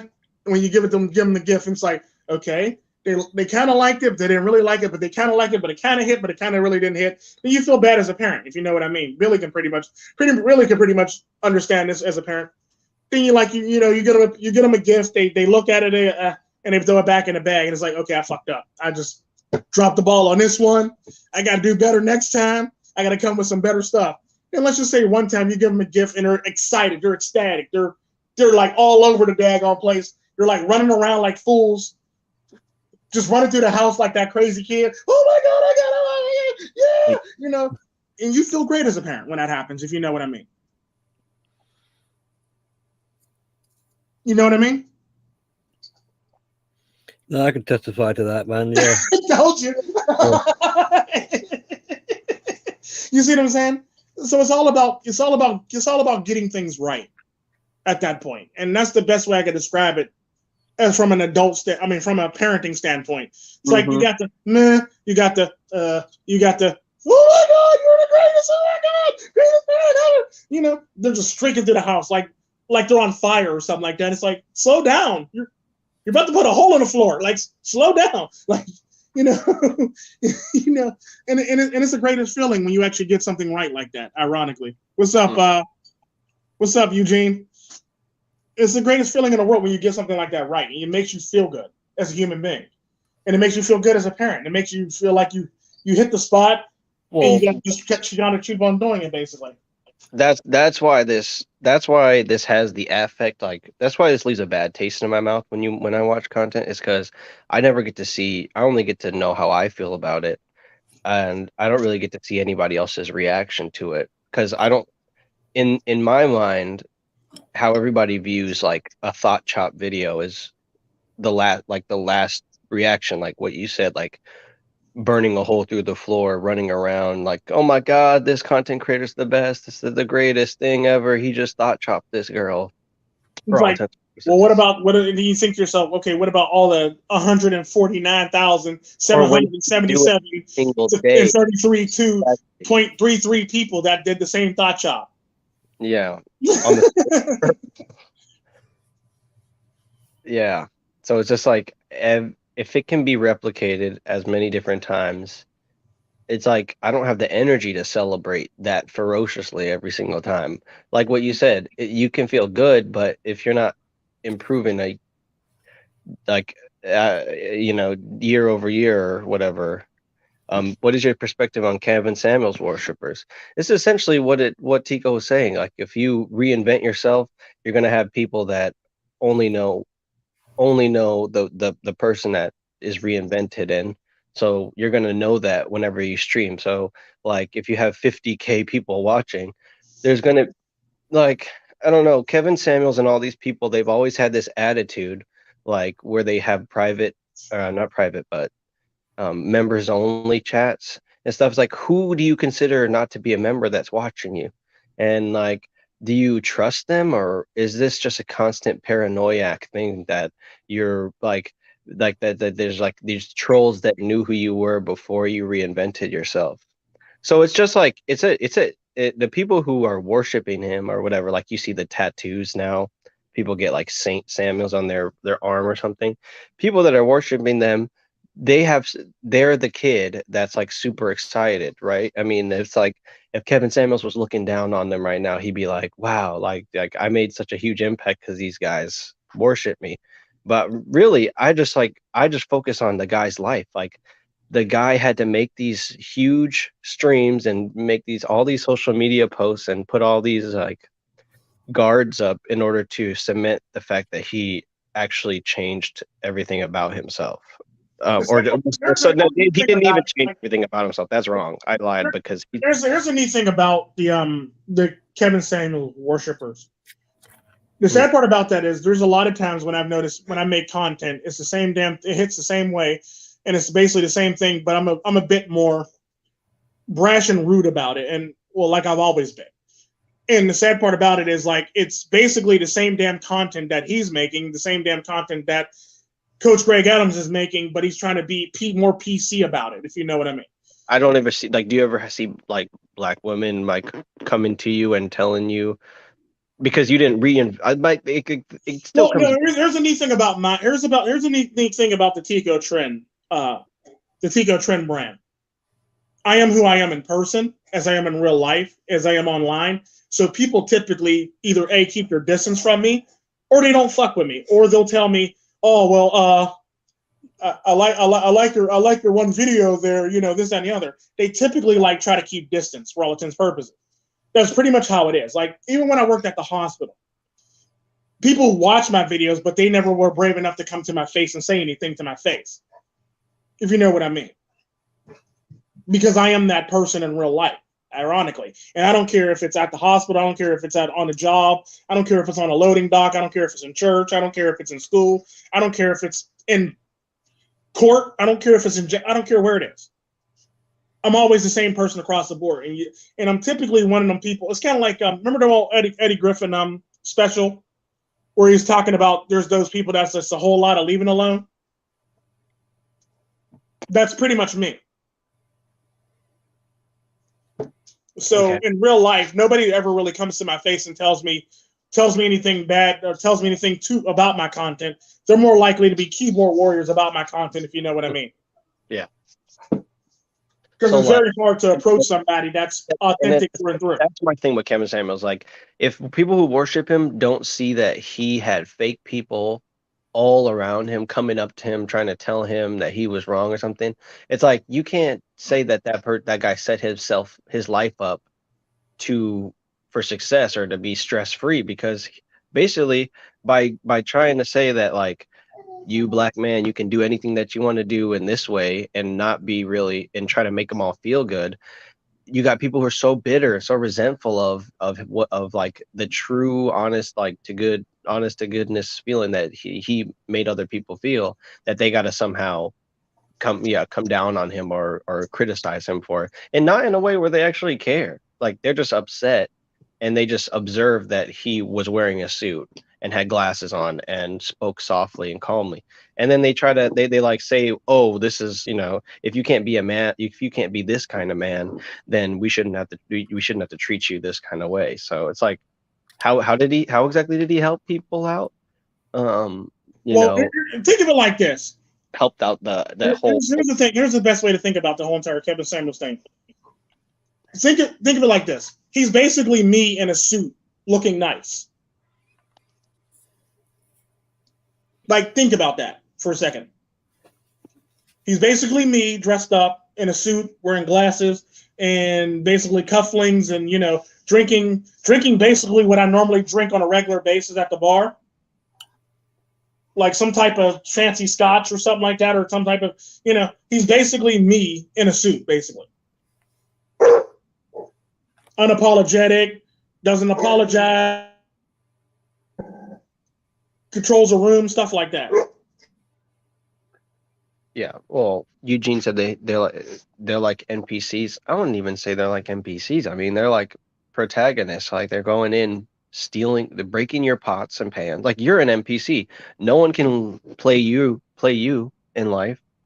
But these people are completely played. They're completely inhabited by another character, it seems. They just walk in and they get, like I had somebody just tell me recently, even after all this that's happening, like with Johnny Depp, they're like, oh, I don't know what kind of girls you mess with, but the girls I mess with, blah, blah, blah, blah, blah, blah. And I can let them borrow my car, and they don't have to work, and they'll cook and clean. It's like, they're still so deep down that rabbit hole of like, I want to be a player. I want to be a hustler. That it's not, there's nothing you could tell them that can actually get them to become an NPC, where they're in a world and just doing their own thing, and they accept who they are, and and everybody's like trying to have all these epiphanies where it's just like, oh, like somehow they listen to something, like if somebody was to be like, oh, I listened to something that Tico said, I'm all of a sudden, I'm done now, I'm fully healed now. It's like, you don't see that because most people don't have the kind of presentation that Kevin Samuels had, where he is like he's a mega pastor, but he just doesn't like reference the Bible. He jumps on, like, just like the people that do those mega church things, they're just hopping on a trend. They see in their mind, like whatever they've been taught is whatever, but they see that people really gravitate towards this. And that's what Kevin Samuels was doing in his car. That's what I was doing in my car. But it's all about, like, to me, I'm kind of like still trying to figure out. Here's the thing, and that it's not even about that. It's basically like, think of it like this: Entrepreneur in Cars, Kevin Samuels, people like that. What do they have in common? Entrepreneur in Cars is basically showing off one of his many cars. So it's all about being showy, flashy, and trying to be smooth at the same time, or trying to be cool at the same time. The same thing goes for Kevin Samuels. He basically dresses up in suits. Yeah. And he basically shows a certain image of himself. They're all playing a role or a character at the end of the day. Because trust me, before Entrepreneur in Cars was Entrepreneur in Cars, he wasn't Entrepreneur in Cars. He was just a guy who went through some shit. Nobody calls him entrepreneurs in cars in real life. Like they call him his name, whatever his name is. Yeah, like the sad part about that is he wasn't that before that. He basically was a guy that got devastated by the system. That's all he was. That's all he would ever be. That's pretty much who he is at the end of the day. He was devastated by the system, used and abused, chewed up and spit out by the system at the end of the day. He wasn't riding around in fancy cars back then. He's riding around in fancy cars now. You see what I'm saying? So all these people basically reinvented themselves after they were destroyed, if you know what I mean. It's basically one of those things where like they come out of the ashes as the phoenix, if you know what I mean. That's basically most of these people. They basically came out of the ashes as a phoenix.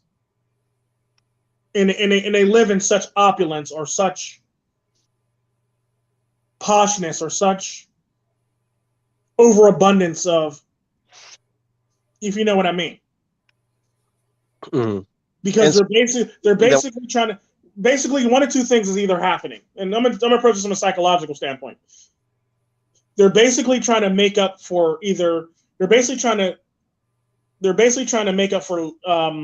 make up for what they lost or what they didn't have in the past. It's kind of like one of those rappers when you go see MTV Cribs. They grew up in the hood. They didn't really have any damn thing. Now they got a TV in every damn room. They got like 90 cars sitting in the driveway. They got like in the living room. A bunch of crap for no reason whatsoever because they're basically overcompensating for something. Yeah, I call that Swiss Army swag.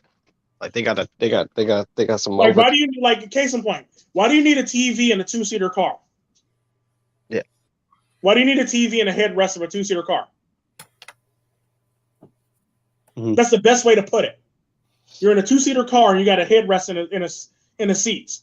There's nobody back there to watch it, my guy. Besides people standing on the street. Mm-hmm. You see what I'm saying? So it's one of those things where like it's the opulence, it's the flashiness, it's the fanciness. It's like you don't really see a person really. You see the person's opulent life. It's almost like a low budget or a dime store version of Lifestyles of the Rich and Famous, basically. Mm-hmm. These are all these people. Dime store versions of the Lifestyle of the Rich and Famous. Mm-hmm. You literally see me transitioning from house to airport to home to all this stuff, basically. I'm not flying on shoot. If I really wanted to, and I really wanted to press the button, and I really wanted to go crazy, I could be entrepreneur on planes. Yeah. Entrepreneur on private jets if I wanted to be, if you know what I mean. Why would I want to do that? It's not me. It's not who I am. Yeah, a car in a plane. Yeah, like literally. Why? Why do I want to reinvent myself that much ridiculousness? I already fly around enough. Why do I need a private jet? Why do I need to be on a private jet to do it?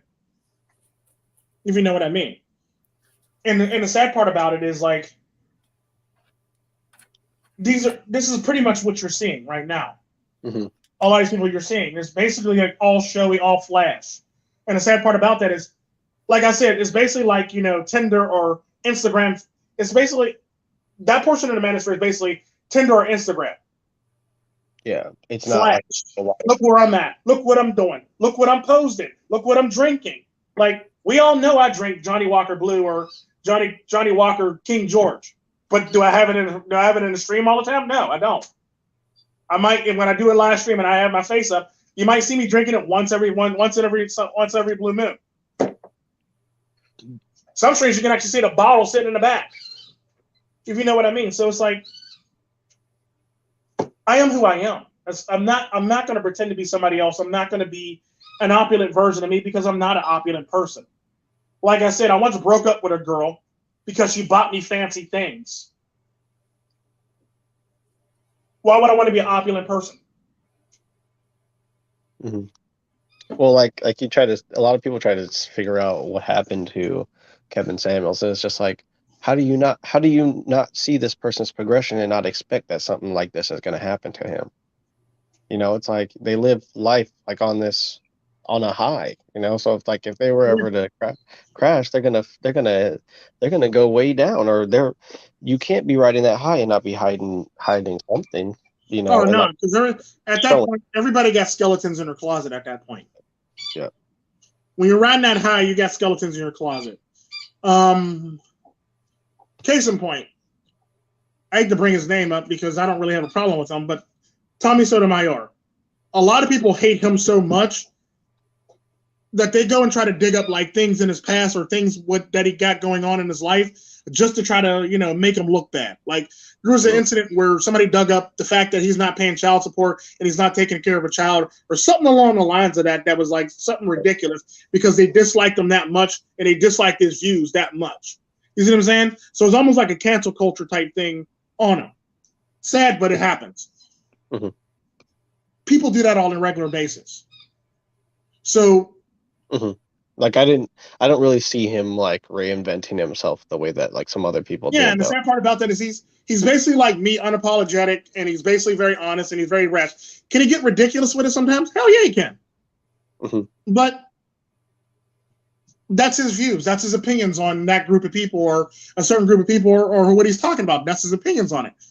I try to bring a broad spectrum on it when I talk about people. I try to play both sides of the field. I'm not trying to play both sides of the field to be cool. I'm basically playing both sides of the field so I can give a fair balanced assessment on what I'm talking about. I don't want to sound like I'm too far one way or too far another way, basically. I basically try to give a fair and balanced assessment on it. It also shows a poor like skill set that observers have where they discover that someone's got a skeleton in their closet and it's kind of like, oh my god, shock horror, as if like, I gotta report this now. It's like one of those things like, no, slow down, make sure you process all the information. You don't want to look like a person with egg on their face, and make sure you get it right. Yeah, but it's like sorry, your heroic role model has imperfections. What were you expecting? You know, and it just shows that they have a biasness towards people they admire or hold up high or something like that. And this is partly why they're so in shock and disappointed when they discover, like, oh my god, this guy doesn't wash his hands after he takes a piss. Like, yeah, like sacrilege. You Yeah, know, no, right? They're setting this guy on a pedestal in the beginning. Yeah.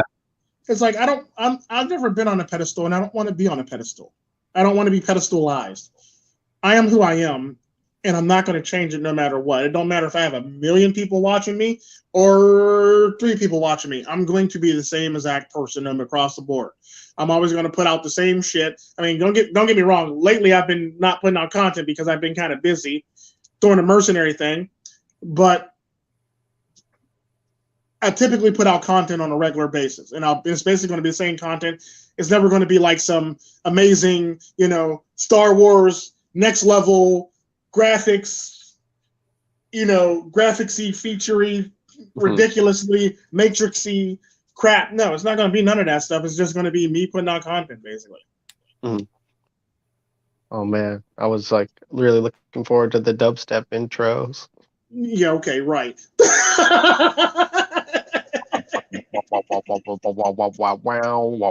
Tico.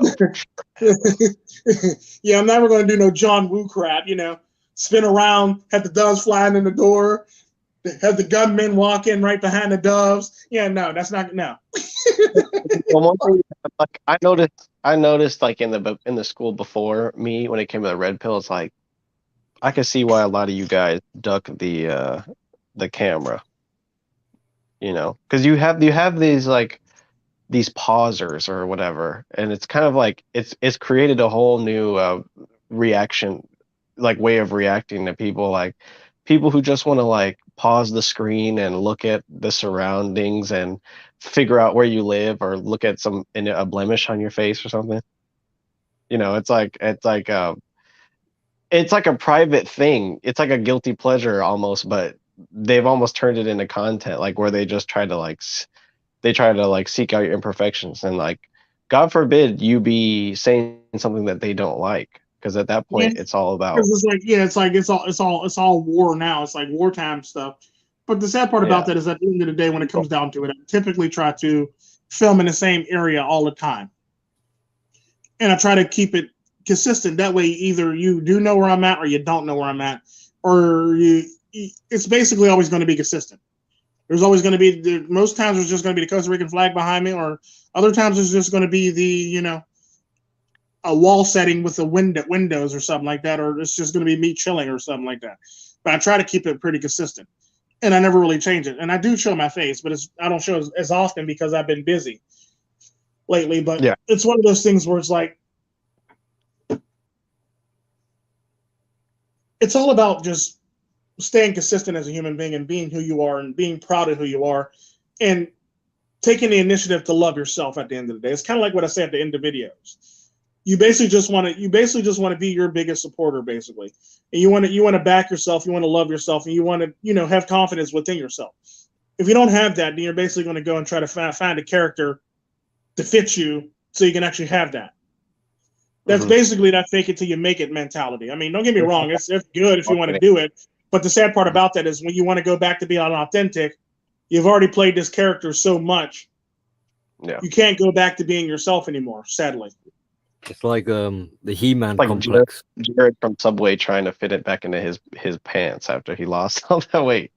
What'd you say? It's like, it's like He-Man. Like He-Man complex, yeah.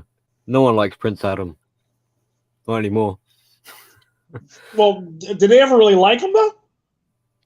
Well, they liked him as a prince, obviously, because he was a prince, but nobody really thought anything of him until he turned into He-Man, and everybody thinks he's a shit now. It's kind of like Clark Kent.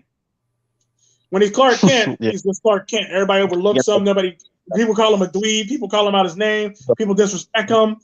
Stupid stuff like that. But when he turned into Superman, everybody loves him. Some people hate him, but everybody loves him. Yeah, but there was a time in Prince Adam's life when He-Man wasn't created, right? I don't know what point in his life, but when he went to Grayskull or whatever. So in his childhood, he was just Prince Adam through and through. And he was accepted presumably he was accepted for being that Prince. He was probably treated like crap still anyway, but he's royalty, basically. Question is, did they like his father? If they didn't like his father, they probably treated him like crap. Yeah. Because he was the king, obviously. His father was the king, so it came down to what type of ruler was his dad. Yeah, and I suppose also like it gets a bit harder nowadays because they've reinvented the franchise several times over. Yeah. Like Prince Adam is dead now, so. Oh yeah. Well, that's the part of the process, right? Like, if you reinvent yourself into somebody now that everybody pays attention to, now you're kind of like caught up in the mainstream. So whatever gets dumped in the mainstream, now you have to be that now. Like, you see these people. That's what I said. That's basically what I was saying when I said, now you're that character. Now you can't be who you want to be or who you are. Basically, you basically branded yourself as that character. Now you got to be that character. And when somebody finds out something different or finds out something totally different about you, they're going to be disappointed in who you actually are versus who you are. It's kind of like, think of it like this. It's kind of like being catfished. It's basically like being catfished. Who you are in real life versus who you're trying to play yourself as. You're basically being catfished. It's sad, but it's true.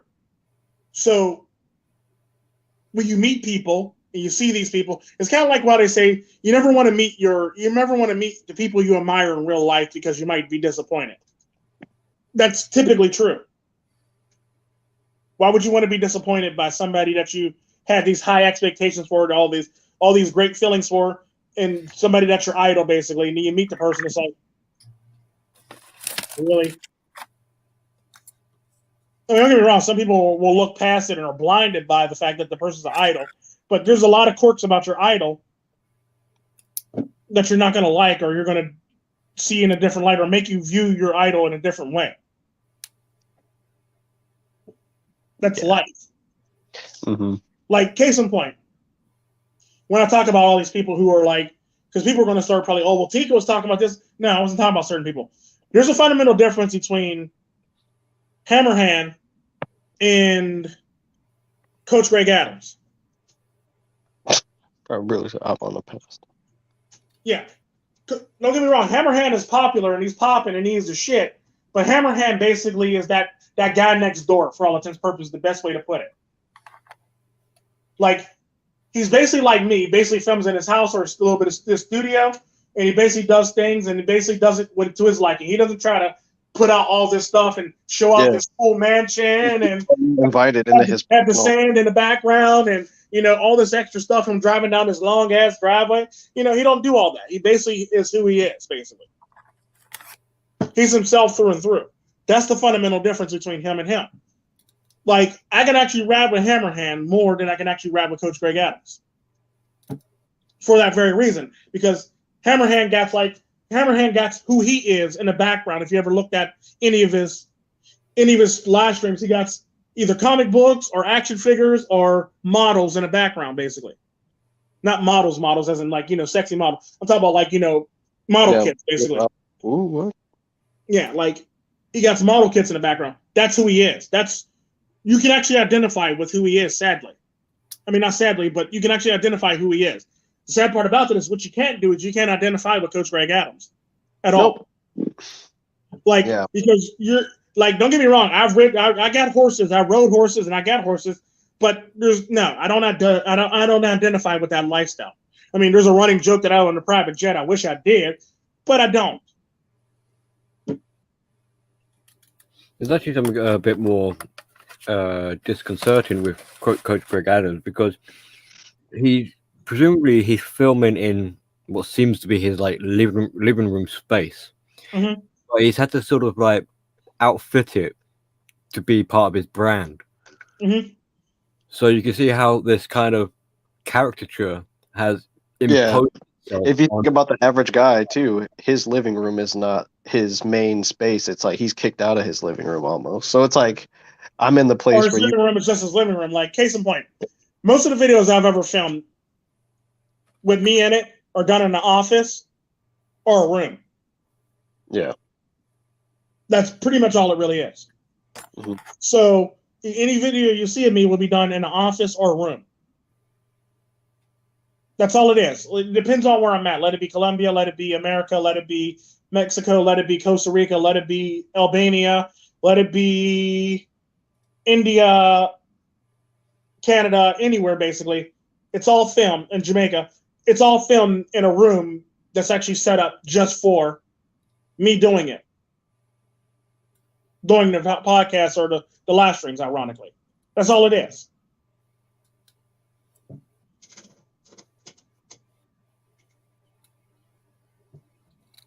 Yeah, I think it's like, I feel like it's like most people they can't really work. They kind of like try to set themselves up in a place that looks appealing. That way they can like amazing or something like that. It's like, why do I want to do that? It's just a bunch of unnecessary attention. Because then on top of that, you're basically like, I don't got no problem with dropping my address in the comment section at all. But at the end of the day, the difference between me and other people is like, if somebody does show up, 9 times out of 10, I'll hear gunshots while I'm eating dinner, and then the rest is history. Typically how it works. But it's one of those things where it's like, is it really necessary to advertise your life this ridiculously much? And then you also got to question yourself, is it really that person's life, or are they renting that life or leasing that life like a lot of these rappers, if you know what I mean? I know exactly what you mean. Because it's like, if there's sustain in a person's character, then there's no problem. There's no fear with broadcasting like what it is you're doing. Or maybe like, I don't know, if you're still just like feeling around in the dark, maybe, I don't know. But if there's no ownership to what it is you really are doing, then it's gonna last. It's gonna be a season. That's why I think like None of the stuff that when big content creators are like, oh man, did you see he really simped out in real life, but he was preaching this. It's like, no way am I shocked by it. Can I be shocked by that? Because most of the time it's like it feeds right into that person's character, what they're putting out to the world as it is. Yeah. And the sad part about that, this is why I always talk about people who do the pump and dump or anything like that. There's a bit of simp in them. At the end of the day, people don't want to spin plates. People don't want to do pickup artistry, all this stuff. You're still simping, whether we like it or not. You're simping to a woman. You might not be simping to the levels of I don't know, a tier 3 subs for a Twitch thought, but at the end of the daggone day, you're ranking at like tier 1 or just below tier 1. Cheering, yeah, at least cheering. Yeah, it's like you're basically there at the end of the day. So it's one of those things where it's like I just don't. I never put myself in a situation where I had to or wanted to or felt like I needed to, because I was always taught that if a female likes you, all right. Yeah, if a female likes you, she'll do anything in her power to basically pay attention to you, and you won't have to go and chase that woman down, sadly. And that's not a thing too, because people my age are like, wait, you don't know what to do if you like a girl? It's like, what are you talking about? I've always been taught that it's like, if a girl likes you, that's when you're supposed to pay attention to people that like you. You know, you're not supposed to just go around. And this is the neat thing about like actual like, because like there's people will say, well, your first impression is the best impression. I'm an asshole. Yeah. So that'll rub somebody the wrong way or the right way, depending on how they feel. 9 times out of 10, if it's a woman that like assholes, I don't rub her the right way. If she doesn't like assholes, I don't rub her the wrong way, but I probably rub her the right way secretly. You know what I mean? So it's one of those things where it's like.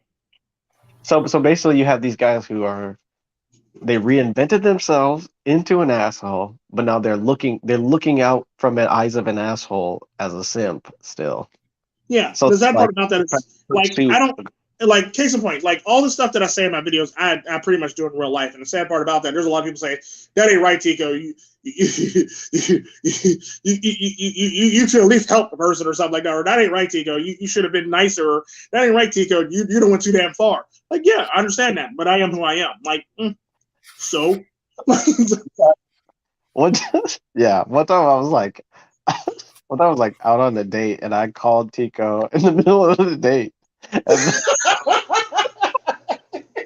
was so funny because I was just like, yeah, I told my friend about you, and like I'm not really I'm still feeling you out. Like I literally said that to a person while on a date, and it was just like it was like it could have been awkward, but I just like committed to it. I was like, hey, yeah, I just called this person to ask about you because you said some wild stuff, and I had to follow up on it with a friend of mine.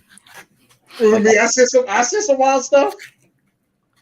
No, this girl that I was on a date with, and I had to call it to be like verify, like, hey, is this crazy stuff that I'm hearing? Is this a red flag, or something? You know, it's just all like that stuff was red flags. I'm like,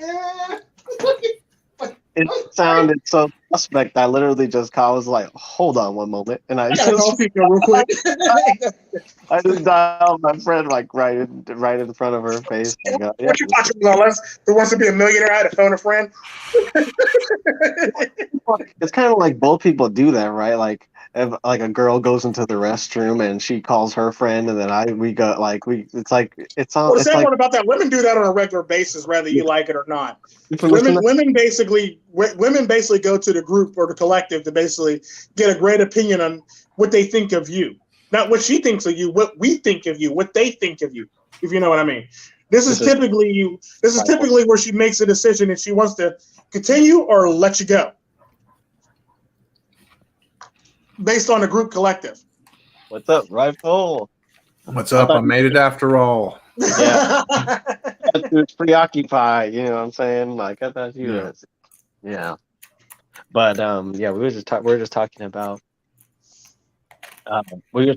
content creators and their lack of like sustained authenticity amongst all of them, and like how they what's his name, Eugene on Facebook was telling us about like the peace people that like after Kevin Samuels died, they're like doing crazy stuff to show their loyalty to him and like Oh, that's that's a bit much. That's like a cult. I like Kevin Samuels, but I don't like him enough to get a tattoo. Right.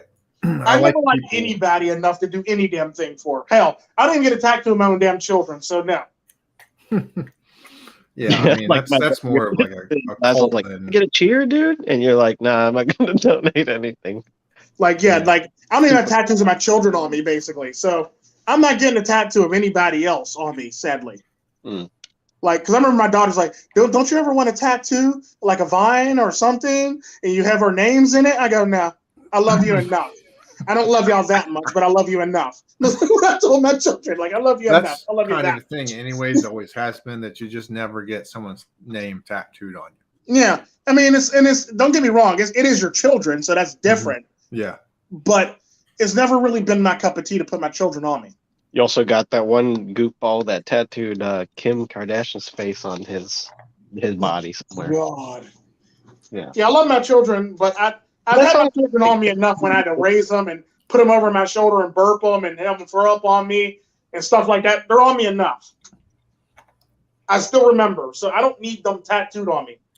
It's like they're not hugging me or acting like they're sick and they need attention and stuff like that. They're on me enough, so I don't really need them as a tattoo. Yeah. As long as you're not promising to as long as you're not obligated to do something just because you have the tattoo. I mean, maybe, but everyone. Oh no, I'm not. If I get a tattoo, it's gonna be something I like. It's not gonna be somebody's name. It's not gonna be something that somebody else got. It's gonna be something I like. Well, like action speaks louder than the ink on my permanent ink on my body. You know, it's like that's no, because the sad part about that is first impression. That speaks louder. Yeah. Oh, okay. This person has a Lisa tattoo. Before you get to say anything or act out any damn thing, they look at you first, and they decide on you already. Mm-hmm. Yeah. Yep. So it's just like before they know you're strong, before they know you can bench press this or do that, before they know you got all these muscles, before they know anything about you, before they know they got tattoos. Your how you look originally or your first impression of you is basically their impression of you. Now, can they get to know you to be a better person, to make it a better relationship or a better human being? Yeah, they can, but that requires them to actually put in actual effort and work to get to know you. That's happened to me quite a few times. Well, what you said, there's been many times when I've been chilling and people thought oh, it's Tico, he's not going to do anything. It's this, that, and the other, and this, that, and the other. Oh, that's always a mistake, right? Yeah, and then I go and bench press a big ass guy and throw him out a damn window. Oh, you're the coolest person in the world. I've never seen that done before. Shut up. Yeah, my thing, people always think I'm an asshole, and they are right. Yeah. But I'm not that bad. But people always think I'm just like I had one chick that hated me. I was dating one of my buddies because I had a sticker on my SUV that said "No fat chicks," and she was a little heavier. What'd you say? So she fucking hated me for years. Uh-huh. And then later, she let's just say she changed her mind about me. Yeah, typically, because I am an asshole, and I am sometimes I'm gonna be an overbearing asshole, but I'm not the type of asshole you want to punch in the face. I'm the type of asshole that you like. I'm a likable asshole basically, but I am an asshole. But I'm a likable asshole. There's assholes you want to punch in the face, and there's assholes that are just that's different. Like the assholes you want to punch in the face don't really have redeeming qualities to them. Yeah. They're just an asshole. Yeah, it's like I am an asshole, and like he said, if people go, oh, you're an asshole. Yeah, I know. Thanks for the compliment. No. Thanks for the compliment. What do you want me to do about it? Yeah, right? No, that's not good. They're not. You get somebody who's just an asshole, you expose everything about them in one sentence. That by saying that. Thanks. I usually say thanks for the compliment when they call me that. It probably the nicest thing I'll hear all day. So it's thank you. They just look at me all crazy and weird, Yeah, I mean, mean, your average person is always trying to like basically fabricate things about you or gossip about you or say stuff that isn't true. But once they say something that is true, they're shocked by your reaction where you're like, oh, finally someone gets me. Yeah, right. Yeah. Well, and the neat thing about that is, like I always say, when it comes to people like that, I always say, haters make you famous. Your friends will keep you grounded, but haters will make you famous. That's true. Well, like Chico was saying too, is like they formulate this first impression, and it's they create it like a story about you in their head as part of their first impression, and then once they actually get to know you, they're proven wrong. But that's usually how it goes. And like I said, my story is always that I'm an asshole, and they're right. Mm-hmm. Like my favorite is, how do I know I can trust you? Because I'm an honest asshole. I take pleasure in telling the truth. Well, sometimes that's why you're an asshole, because people want to hear the truth. I take so much pleasure in it. I'm willing to hurt your feelings and laugh about it. Yeah. I don't think most assholes like give themselves time to develop all like this personality, and like they never think that like I gotta reinvent myself because I'm too much of an asshole. Like when is that ever like a thought? There's a difference though. Like there's assholes that are just pricks, right? They're just and then there's like he said, the charming asshole who's he's just not submissive or anything like that. He takes no shit, but he's also doesn't go out of his way to be harmful either. Yeah. Like, don't get me wrong, I can be a prick, because I do have the quote where I say, sometimes I wake up every morning, I stretch, and I get out of bed thinking about who I can piss off that morning. Now I do have those days when I do that. It's not all the time. But I do have the days when I go. But you probably have like specific, Tico. You probably have specific targets or types of people that you want to piss off. It's not just like anybody who crosses. Any random person, like, hey, that little kid with a sucker. No, it's not like that. It's basically like, oh, the feminists, I pissed them off today, or hey, social justice warriors, or hey, our government, or hey, this person over here. Typically the people have it coming for all intents and purposes. I never just piss off people who don't have it coming. Yeah, and that's the difference. The unlikable asshole you just happen to be in the wrong place at the wrong time, and he's just a dick to you. Well, you notice like a lot of people who want to put on that persona and not actually who aren't actually are like that. They want that they want the people that dislike them to like come around. Like that's their expectation. Like their expectation. Well, no, because the sad part about that is, if you notice with a lot of the red pillars, they want people to act that way, basically, so you can get more attention and people will like you more, basically. Sad part about that, there's a certain way about going about it if you're going to do it, and there's a wrong way about going about it. It's just what it is. It's like, can I be that overbearing prick? Like, if you push me beyond what you should, I could be that one that you want to punch in the face. I could be that one that you want dead and buried in the ground by Tuesday afternoon or something like that. If you push me that far, am I that all the time? No, they have it coming. Yeah, they have it coming upon themselves. Yeah, it's like you brought it upon yourself, and I'm not not sorry. Basically, that I got to do this for you. Basically, is typically how it ends up going down. And the sad part about that is, when you run into those people, they hate the fact that you're that severely honest with them and then that severely much of a dick with them. But the sad part about that is, sometimes you can get them to look at themselves and go, maybe I did fuck up and go too far. And then sometimes you can't, and they like, I can't believe you acted this way towards me. Did anybody see this? It's like, and you want to cry like a little girl. It's like, no, you know who I am. I said I'm a monster. What you expect?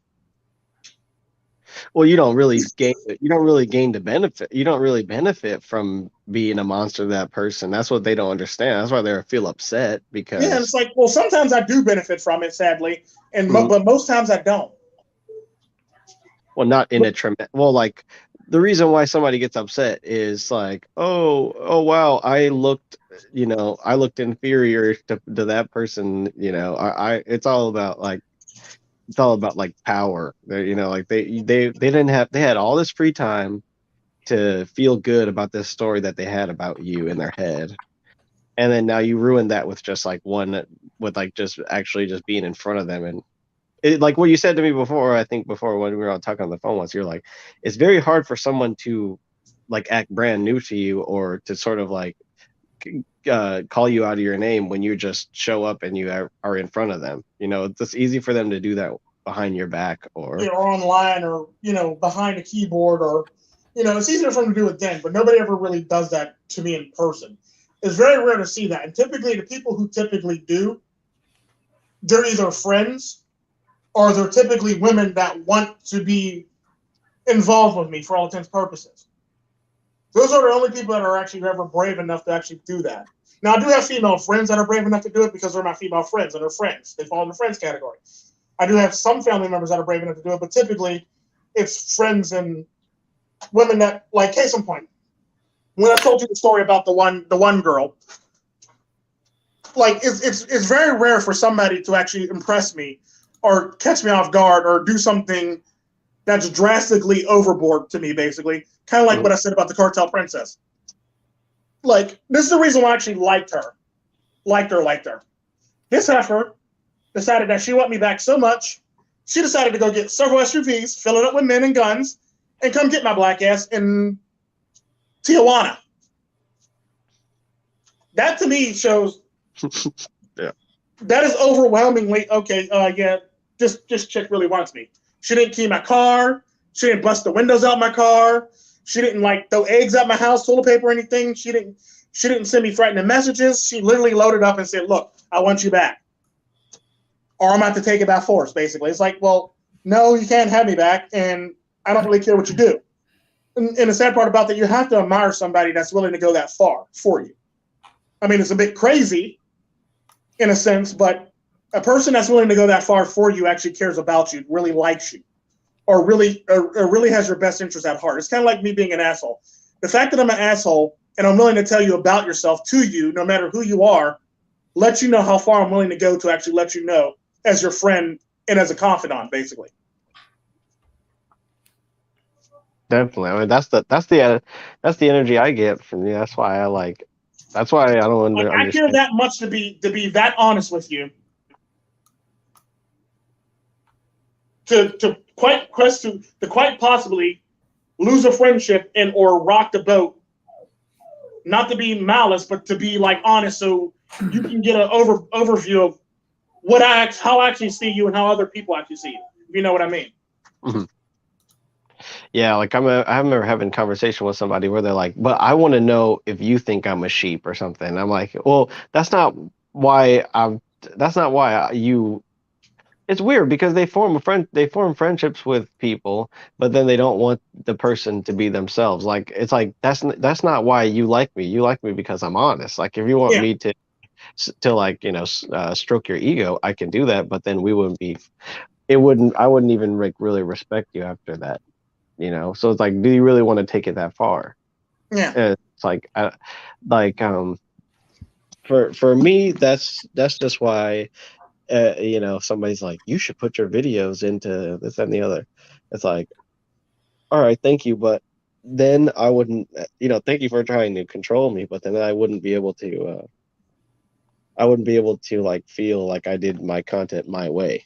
I would just feel like I'm just doing things to please other people. Yeah. The irony to it is to be authentic, you never want to please other people. I mean, you can do things that, that are what they refer to as, when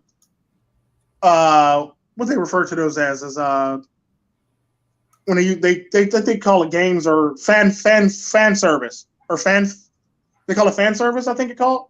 Yeah.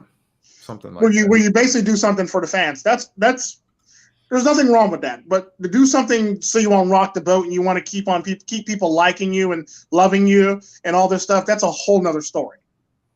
You can't be scared to rock the boat, huh? That's totally different motivations. Yeah, it's like if you, I'm not going to make a video because everybody's going to like it. I've told you in the beginning.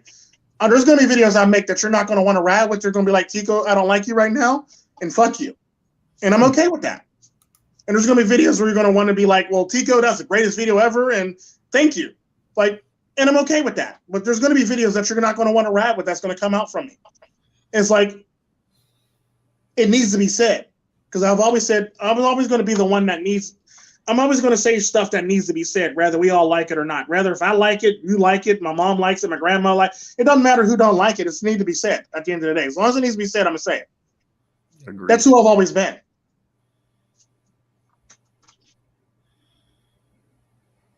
Hmm. Yeah, that's why like I've never started to make. I didn't really start to make like formulaic videos because it would just feel like I'm like I don't know. You people already get imposter syndrome in in real life, and then now they have to create like an entire. Well, there's nothing wrong with formulaic videos. If you can formulaic well, I can't even say that word. If you can do it in a way where you're still yourself and do it, nothing wrong with that. If you're going to do it and you're going to try to reinvent yourself and be somebody brand new the next day, then that's a whole nother story. Yeah. Like, it's kind of like what TFM said in my stream. When was it table flipping fun or was it against the grain? One of them. But he basically said it best. He says, I don't want to be a PC person like so on and so on and forth on and forth. I want to be myself. I want to be able to be myself no matter what. I want to be able to say what I want, do what I want, present things the way I want to. And it doesn't matter if you like it or not. It doesn't matter if you're mad at me for saying it. I just want to be me. Mm-hmm. That's all he wants. That's all I want. That's all a lot of people want. I just want to be me. I don't want to be somebody brand new. I don't want to have to be some great actor or character, basically, in a play. I'm not Hamlet. I'm not an actor. I didn't go to school for acting, so I'm just going to be me. No matter what. And that's pretty much all people really want. It's like, not everybody wants to be a Coach Greg Adams or a Better Bachelor or a Sandman or even Sandman can be risque sometimes. Like, if you actually listen to Sandman, his innuendos are like on point. Mm-hmm. And it's like, sometimes I'm like, they might get you for that, man. They might get you for that, and they don't. And it's like, okay, that's amazing. Like, but not everybody wants to present themselves as such, if you know what I mean. Not everybody wants to be PC and be PC friendly, sadly. Some people just want to be themselves. And they just want to make content. Yeah. And just be honest. Yeah.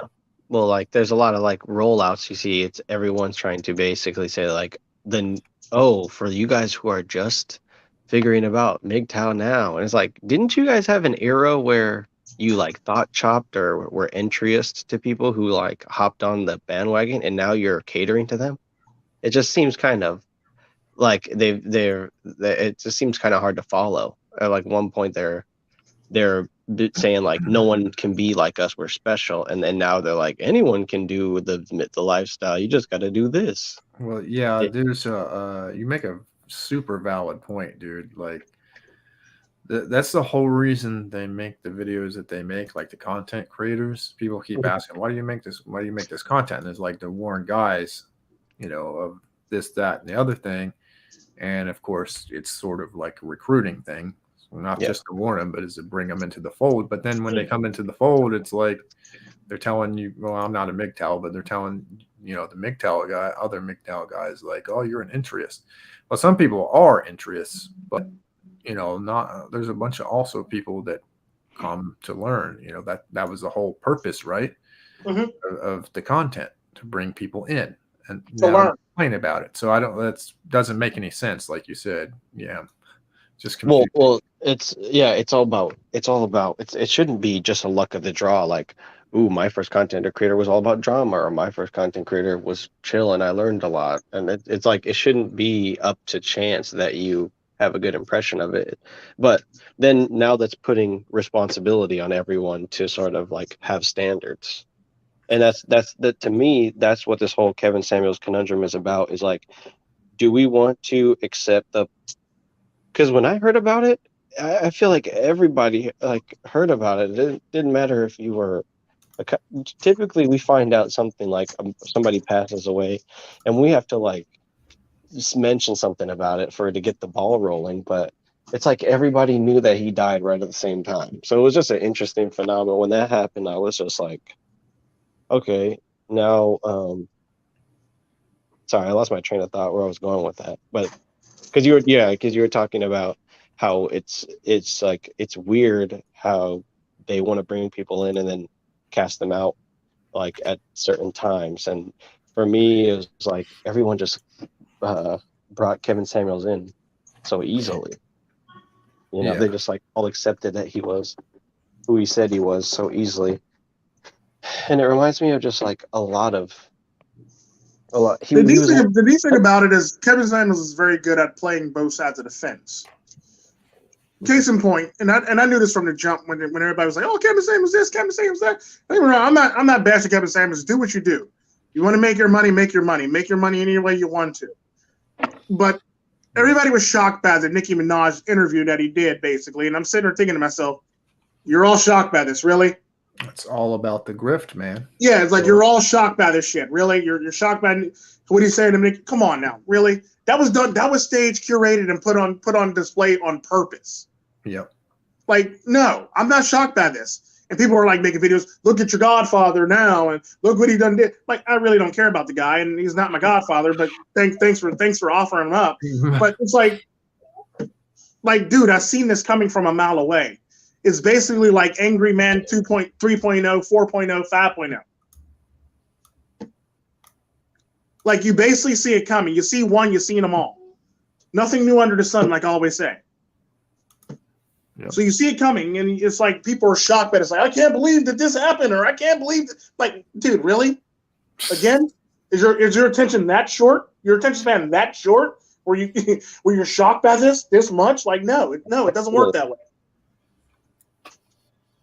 Yeah, because they were, like what you said, they were just got done dragging somebody that was like him, Kevin Samuels, before, but just wasn't as polished or lost or took an L, and then now they're like return in power, Kevin Samuels, and they do all this stuff. It's like I don't even dislike him, but I dislike the fakeness of people pretend like all of a sudden like him for no apparent reason other than. Well, yeah, and then there's like people that just hate his guts, and I'm like, I respect everybody on all sides. If you want to hate the guy, but be honest about why you hate the guy.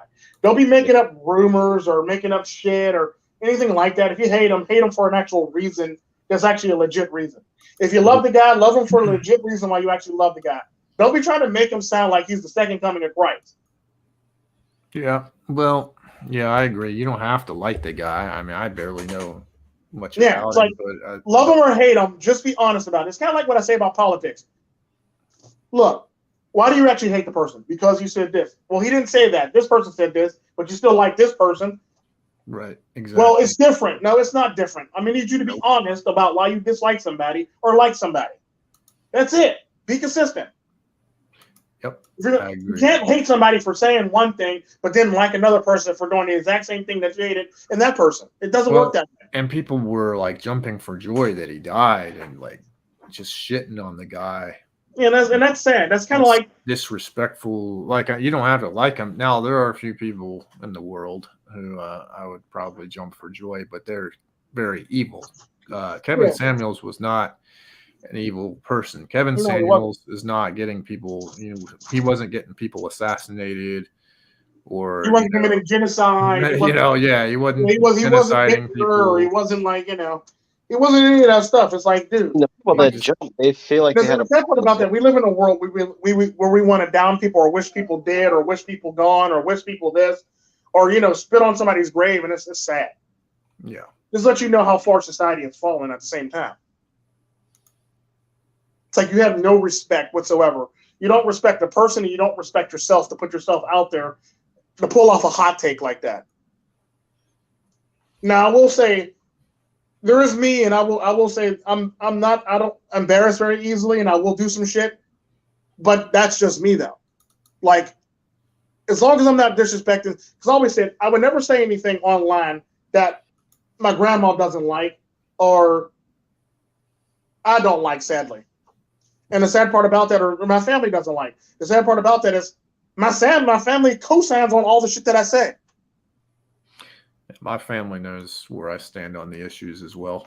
I make it no secret. So if someone was like, "Oh, your son, brother, XYZ is in this red pill group," they would, tell me something I don't already know. Right, and that was pretty much my grandmother or my grandma. I would get done doing a video, and it was like the funniest shit in the world. My tia or my grandmother, my abuela, would call me and be like, "You didn't go hard enough. You could go harder next time. Like, them bitches deserve to hear it." Like legit would tell me some shit like that flat on the phone.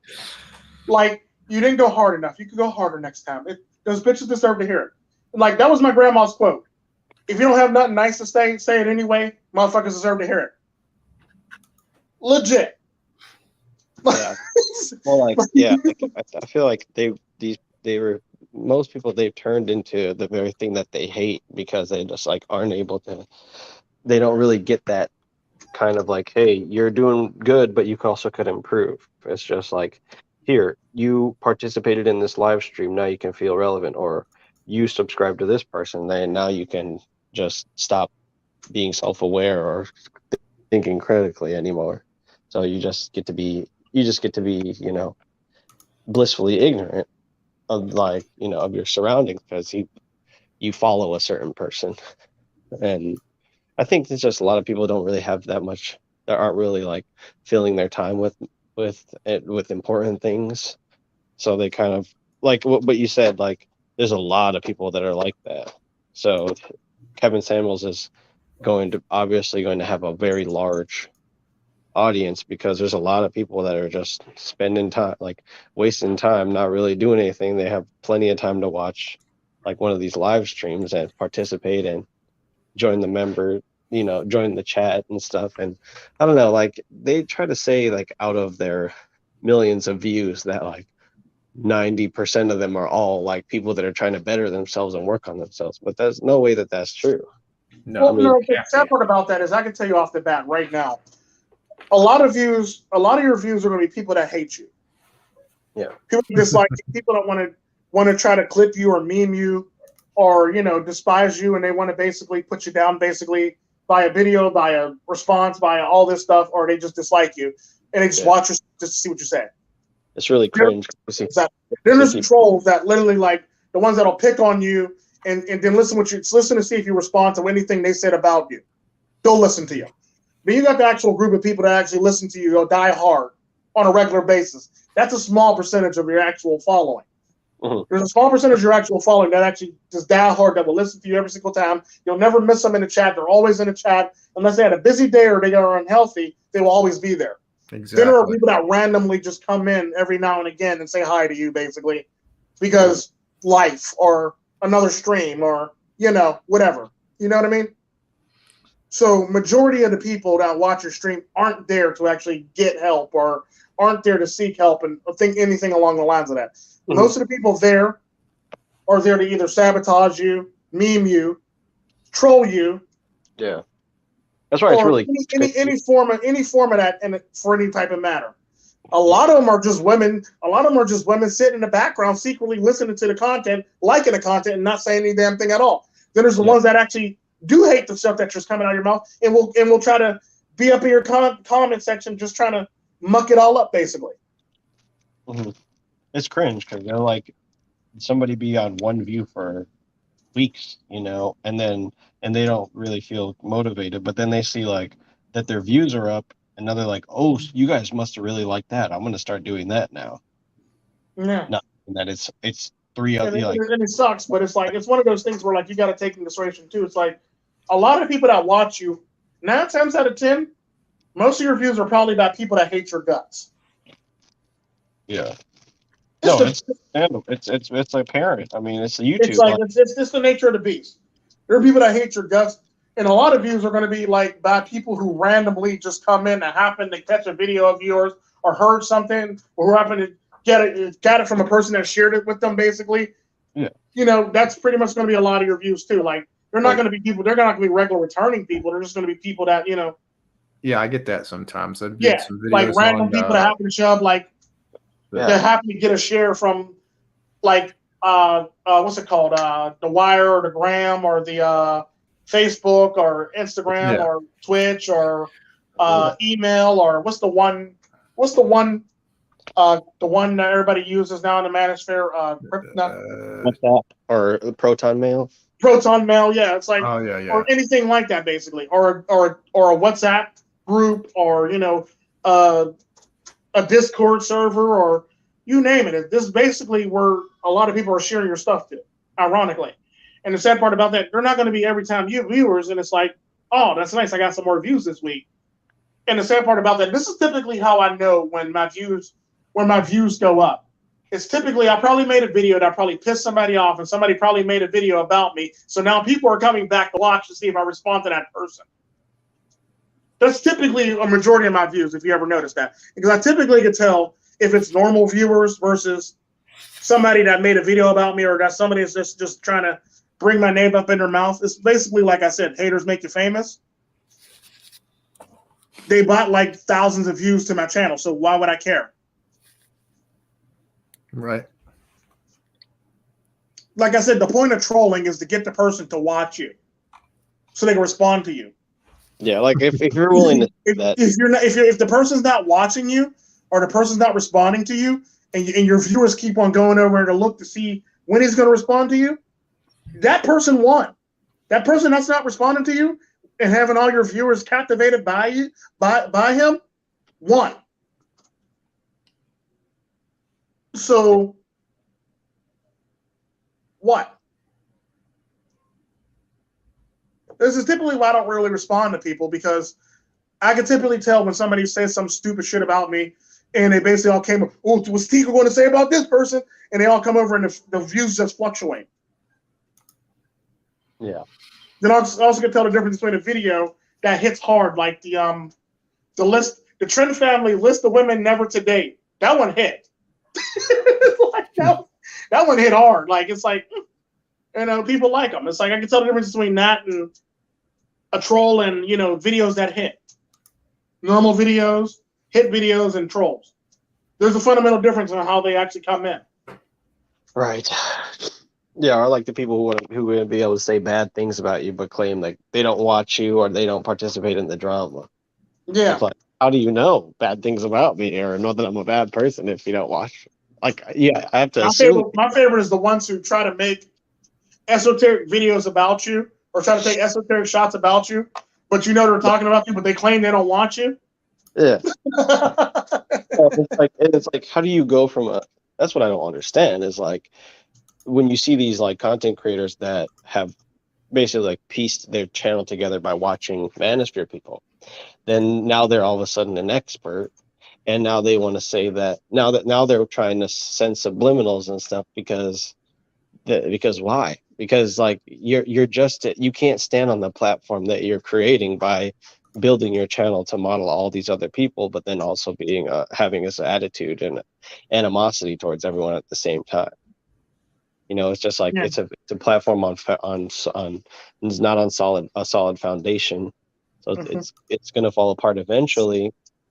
And like and then that's why I don't never say that. I'm never going to say that because I can't. How am I going to act like I didn't watch something that I watched?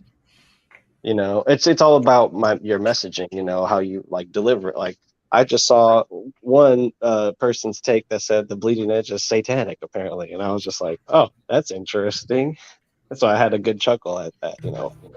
I got a problem with that. I'll take satanic. I get called a Baphomet all the time. Don't worry about it. What happened? Yeah, I mean, there's nothing. It's weird. It's weird. What did you say, Billy? It was what at the time? Yeah, I mean, I get called a Baphomet all the time, so don't worry about it. they'll choose anything and they'll blow it up. You do have a goat per se, so I'm the most you gotta walk into that.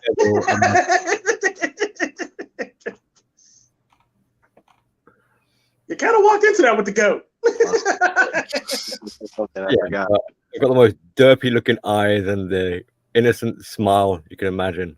Isn't that like the face that those Twitch streamers be making all the time? Like the eyes roll back. That's kind of like exactly. Yeah, that's the a cum face.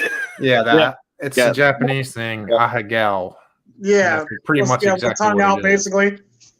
Same concept. Like meme that was just like, wow, she was singing on her bed and crying at the same time, and it's just like the thing that looks like a microphone, and then the sheets are wet. She's like, wow, she must have been singing karaoke and crying on her bed.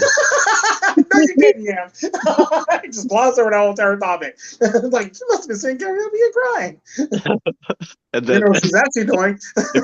The girls in the comment section, like, that was not karaoke.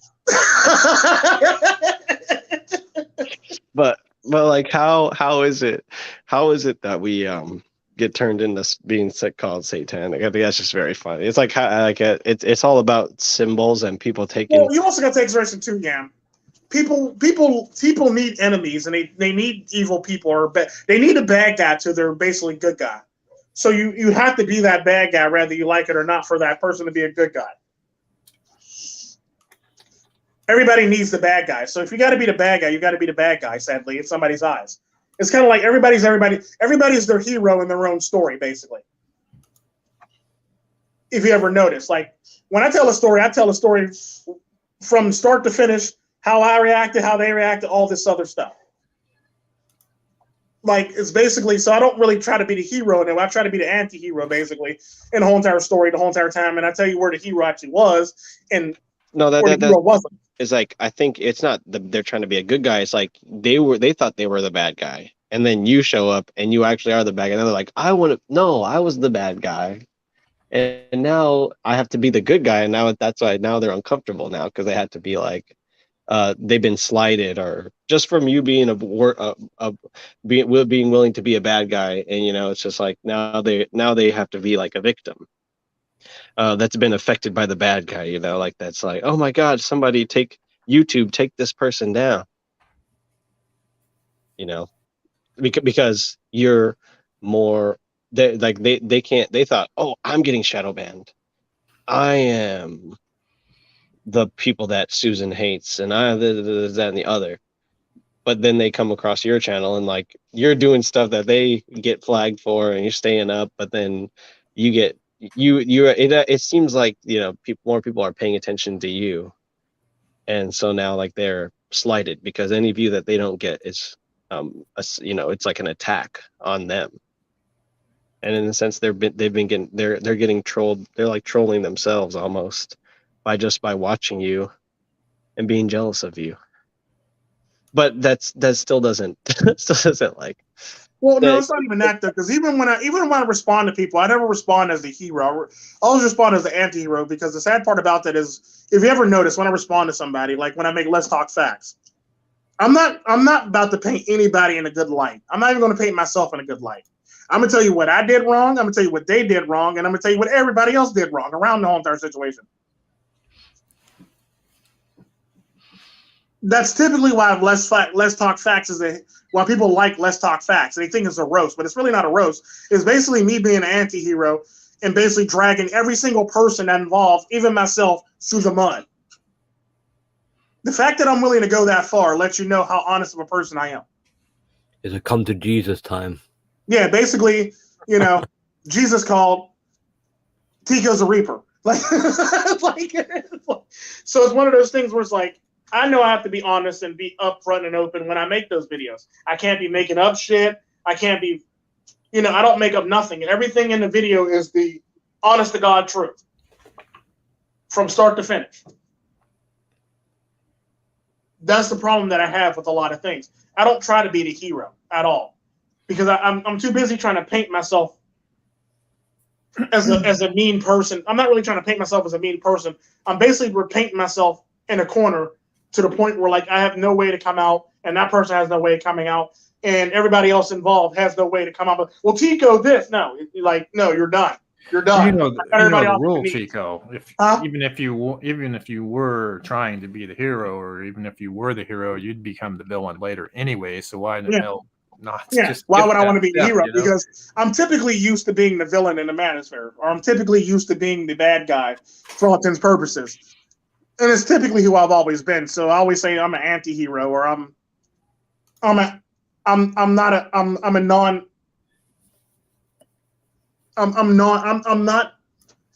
lack empathy when it comes to things for that very reason, because it's like, well, it's going to happen anyway, so might as well just speed up the process and keep it moving. You're basically just practicing until it happens again.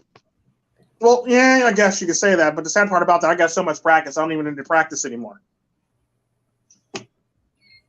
So it's just an overall mindset at that point. Yeah, because my mindset is my mindset for a reason. There's a reason why I am who I am. It's kind of like what I tell you about certain things when I say, look, it doesn't matter what you do. All you got to do is commit and own it. That's it. That's it. As long as it's kind of like with women. What I say about women. A woman can tell the difference between a guy that's actually going to follow through with something versus a guy that's not. If you're that guy that says, well, you know, this, that, and the other, I'm going to break up with you if you do this again. And if she goes out and she comes back and your ass is still there, is she really going to believe your ass anymore? No. Whereas me, she come back, her ass is out on the porch, or sits up on the porch, and the locks are changed. You see what I'm saying? Yeah. Never be afraid to commit known, no matter who it is. Woman, guy, family, friend, anybody. Never be afraid to commit known. That's who I am. That's basically the mindset I've always had. It's why it's the fundamental difference between, it's kind of like, and I'm pretty sure Rifle can understand this too, and I'm pretty sure Billy to a certain extent can understand this. It's pretty much like if you go to work and you say something and everybody look at you shocked, but then you hear the person go, well, it's Tico, or it's Rifle, or it's Billy. Like, you're basically co-signing on the fact that you commit known it. Nobody's going to really mess with you if you commit known it, versus if you sound like you're waffling, everybody's going to fuck with you. They're going to jump on you. They're going to try to beat you down and drag you, basically. But if you sat there and you literally said it and you make no moans about it, you don't even smile, you don't waver, you look them dead in the eye and say it, you just commit known it, and they're going to be like, well, it's Tico, or well, it's Rifle, or well, it's Billy. And I'm pretty sure they've all been in situations where they say some off-the-wall crazy shit that normally somebody else would get in trouble for, or be fired for, or be put in a certain situation, and they go, well, it's this person, basically. Or it is what it is.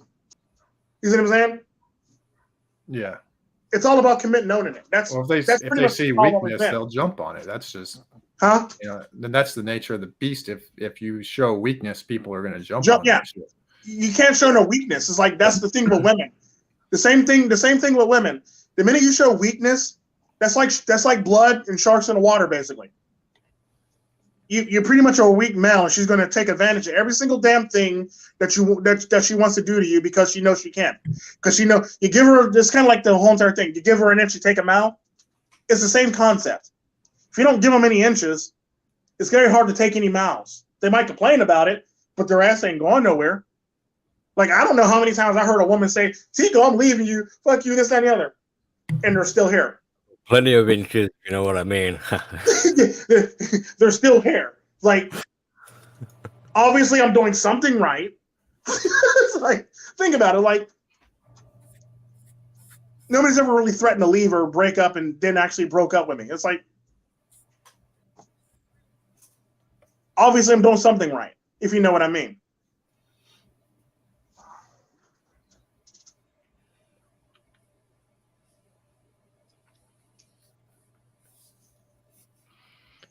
And that's all you really have to do. Just commit known it. That's it. Just Was Yam asleep or he's? I know. Yeah, with with the sleep. That's really all you have to do. Is chime in on some shit. It's like, that's it. It's like, that's all you really have to do in life. And the sad part about that, everybody's scared to do that. It's kind of like what I say about accepting ownership or accepting flaws or accepting fault. Nobody really wants to do that. Or taking a look at yourself in general. Nobody really wants to do that because that will require them to actually go to the uncomfortable task of actually sorting out their shit. So nobody wants to do it for that very reason. Because it makes them uncomfortable and it puts them in a weird situation or a weird spot. That's the nature of the beast. As long as you're willing to do it, that shows a lot of character and a lot of fortitude. And that's all you really want, to show character and fortitude. Oh, man. Well, guys, it's about that time. Or 40-minute mark. Yeah, we usually try to keep these to 2 hours, and we're, you're going on 3 here. Yeah. Oh, appreciate you guys. It's like those two trolls that were staying just to hear us say something about them. Now they're gone, and so now it just. I'm not going to say anything about them because I don't even know who the hell they are. So I don't shoot. I just showed up too. I don't even know who the hell these trolls are. It's on the channel. I don't know who the trolls are. I have my own people I'm beefing with. Right? Yeah, because guys will probably see a boost like, oh, I got 2 more views now. Somebody's trying to really study me and figure me out now that they heard me on the stream with Billy or me, because like we go on a tirade and somebody thinks that we're talking about them, and then you chime in. They're like, who does this motherfucker think that he is? Pretty much. I love him now. Yeah. So just expect to get some extra views, guys, and be good. Yeah, that was a nice stream. Wind, yeah, we're talking shit about you right now. We are this whole stream was about you. You've been attacked and everything. Everything is all about you. No, I'm joking, but I knew his ass was gonna be late. I didn't know his ass was gonna be absent. You know, Right? He said late, not absent. He said late, not absent, dude. Sometimes plans change. I was planning on being here for the entire show, but you know, I get those emergency calls, and I'm gonna get paid for that shit too. Hey, it's kind of like the one time when I got paid like time and a half. I mean, double time and a half to go check this, just to go flip a switch in a fuse box, because they thought that their something wasn't working in their house, and all it was is just flip this switch. Now everything's working. Yep, that'll be $200. It was a little more than $200, like $300 just for me to show up and do that. It's like, I was mad as hell. And Wim was like, "Well, you got paid, didn't you?" It's like, that's besides the point. I could have been doing other things. He goes, "But you got paid, didn't you?" Like, shut up, Wim. Quit trying to make it sound good. Don't try to make, because he always be trying to retcon stuff like, "Oh, man." I know, right? He's like, "But you got paid and you did it." I was like, "Shut up, Wim. That's besides the point. I didn't want to be here and I didn't want to do this." He says, "But you got paid a lot of money." Like, but I could have been doing other things, but you got paid. And that's Win in a nutshell. When you talk to him, like, fuck you, Win. Like, you're missing the point. Didn't have somebody continuing to miss the point in this episode, at least for once. But for me, I guess sometimes I realize like I drag these on because I talk about like I use like my work or certain things as an example, but I don't realize like most people think it's like, oh, I'm bragging, like I actually have a job. It's like I forget that sometimes it's like it's hard out there for some people, or just by like now that we talked about entrepreneurs and cars, I'm thinking like, oh, now what is my car? If people are like, oh, he's just bragging that he has a car. I mean, it's not a sports car, so it's not, but it yeah, is. but the sad part about that is like people that say that they make it sound like you're driving like this is like $100-something thousand car when you do it. It's like, dude, you're driving a car that costs like $20-something thousand. It's like, when am I really flexing? Like, you can't. It's not like when I did the video with the two different vehicles, and I still got to upload more. It's like those vehicles only cost me what, like altogether probably what, like $60,000 together. It just shows you like how little people have never probably had that much money in their hand at one time, you know, like they're like, oh my god, he's got the Challenger or something like that. It's nice. I like it. I enjoy it. Wynn enjoys it. His dog almost threw up in it, but yeah, it's fun. I can just picture you guys screeching around the corner like, oh yeah, it was fun. I had a U-turn. I had a J-hook turn around the bend. It was fun as heck. His dog rolled over in a ball to the other side of the car and hit the door. If I was in the driver's seat, I bet that's what Wynn said. Like, Wynn was like, Tico, what do you say, Tico? You think you can slow down a little bit? Yeah, my dog's getting balled up in the back. Nah, Wynn was a little scared at one point. He eventually calmed down, though. He's like, Tico, you think you can slow down? Hard and on stream, but in real life, they'd be telling you to slow down the car. Right? We fools, man. We need to cancel these people. I don't think Wynn goes that fast in his truck. So it's one of those things when I drive, he's like, oh, shit. What car are you bringing this time, Tico? I'm just bringing a black one. Okay, that's cool.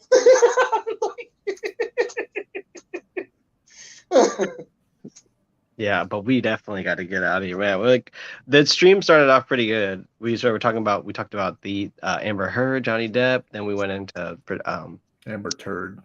Amber Turd. Amber Heard, yeah. Or Amber Turd. I'm trying to. And then we talked about the manosphere. We get somebody mentioned Kevin Samuels. And that was like it was pretty smooth. And then we talked about like we did kind of cover participation awards because we talked about how we deal with our content and stuff. So you can get a good sense of like all of our perspectives on that. And I think we got all these topics covered. What should our topics be? Anybody have an idea for topics for next week since you guys showed up? Oh, look. Penguins are now. You guys win. We made it. Yo. Hey, we were just in. Yeah, I'm currently watching kids right now. Oh, nice. Nice. Yeah. FYI, they're not mine. FYI, they're not mine either. FYI, they're not mine. They're somebody else's kids. Well, I kind of figured somebody else's because you don't have any. Exactly. Duh. Because I learned I knew when to stop acting a dang on fool. Hey. Yeah. And stop taking subliminals and pot shots. All right. All right. When we get it, you learned a lot, and you're like, topic. Wow. No PL. We're not doing that topic. No, we're not touching that topic. Nope. What topic? Although it does vary country to country. I mean, there's information out there for anybody that's curious. We ain't gonna cover it on channels. We don't need 5 channels. There's already. Well, it also depends on what type of consent you're talking. To be seen medically without your parents. Touch your brother.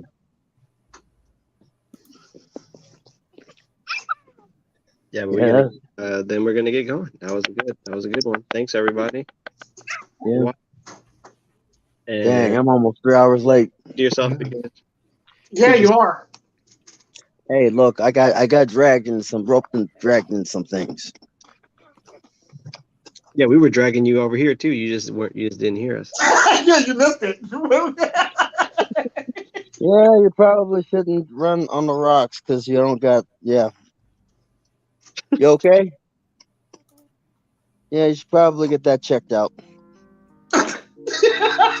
Great parenting. All right, you're good. Hey, you're not bleeding.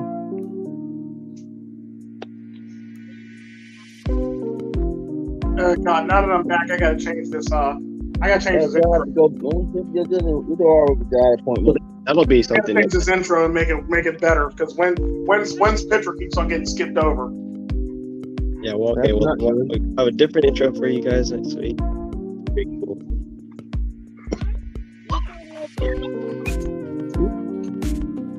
Yeah.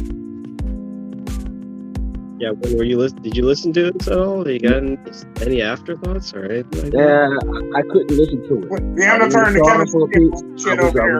I was in a car full of in the people background. who don't like. I was in a car full of people who don't like the red pill or MGTOW. So yeah, we can talk about that. that. Like kids. Oh, that could be a man. topic. People that don't like the red pill or MGTOW.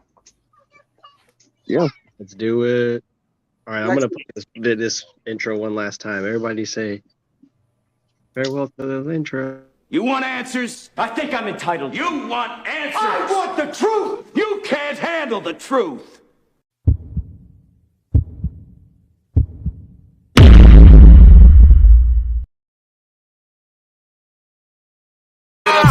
Perfections, ooh, Sin City, Montana, Coke Boy, ooh, we run the city, homie tryna keep up, ooh, they going broke, I'll finish your career, ooh. Ooh, get a rope. Ah. Warning, warning, warning, warning. Dope money. Ooh, That Montega. in the spot, getting guap. That's hard labor. In the club, popping bottles. Yeah, we blowing that sour. Handful of real niggas. Rest of these niggas cowards. How you want it? How you want it? Hands, gun, or the knife. Soon as your man see the barrel, He gon' run for his life. bullets flying. Bullets flying. I just gotta look. If it ain't moving, it's all right. I just don't.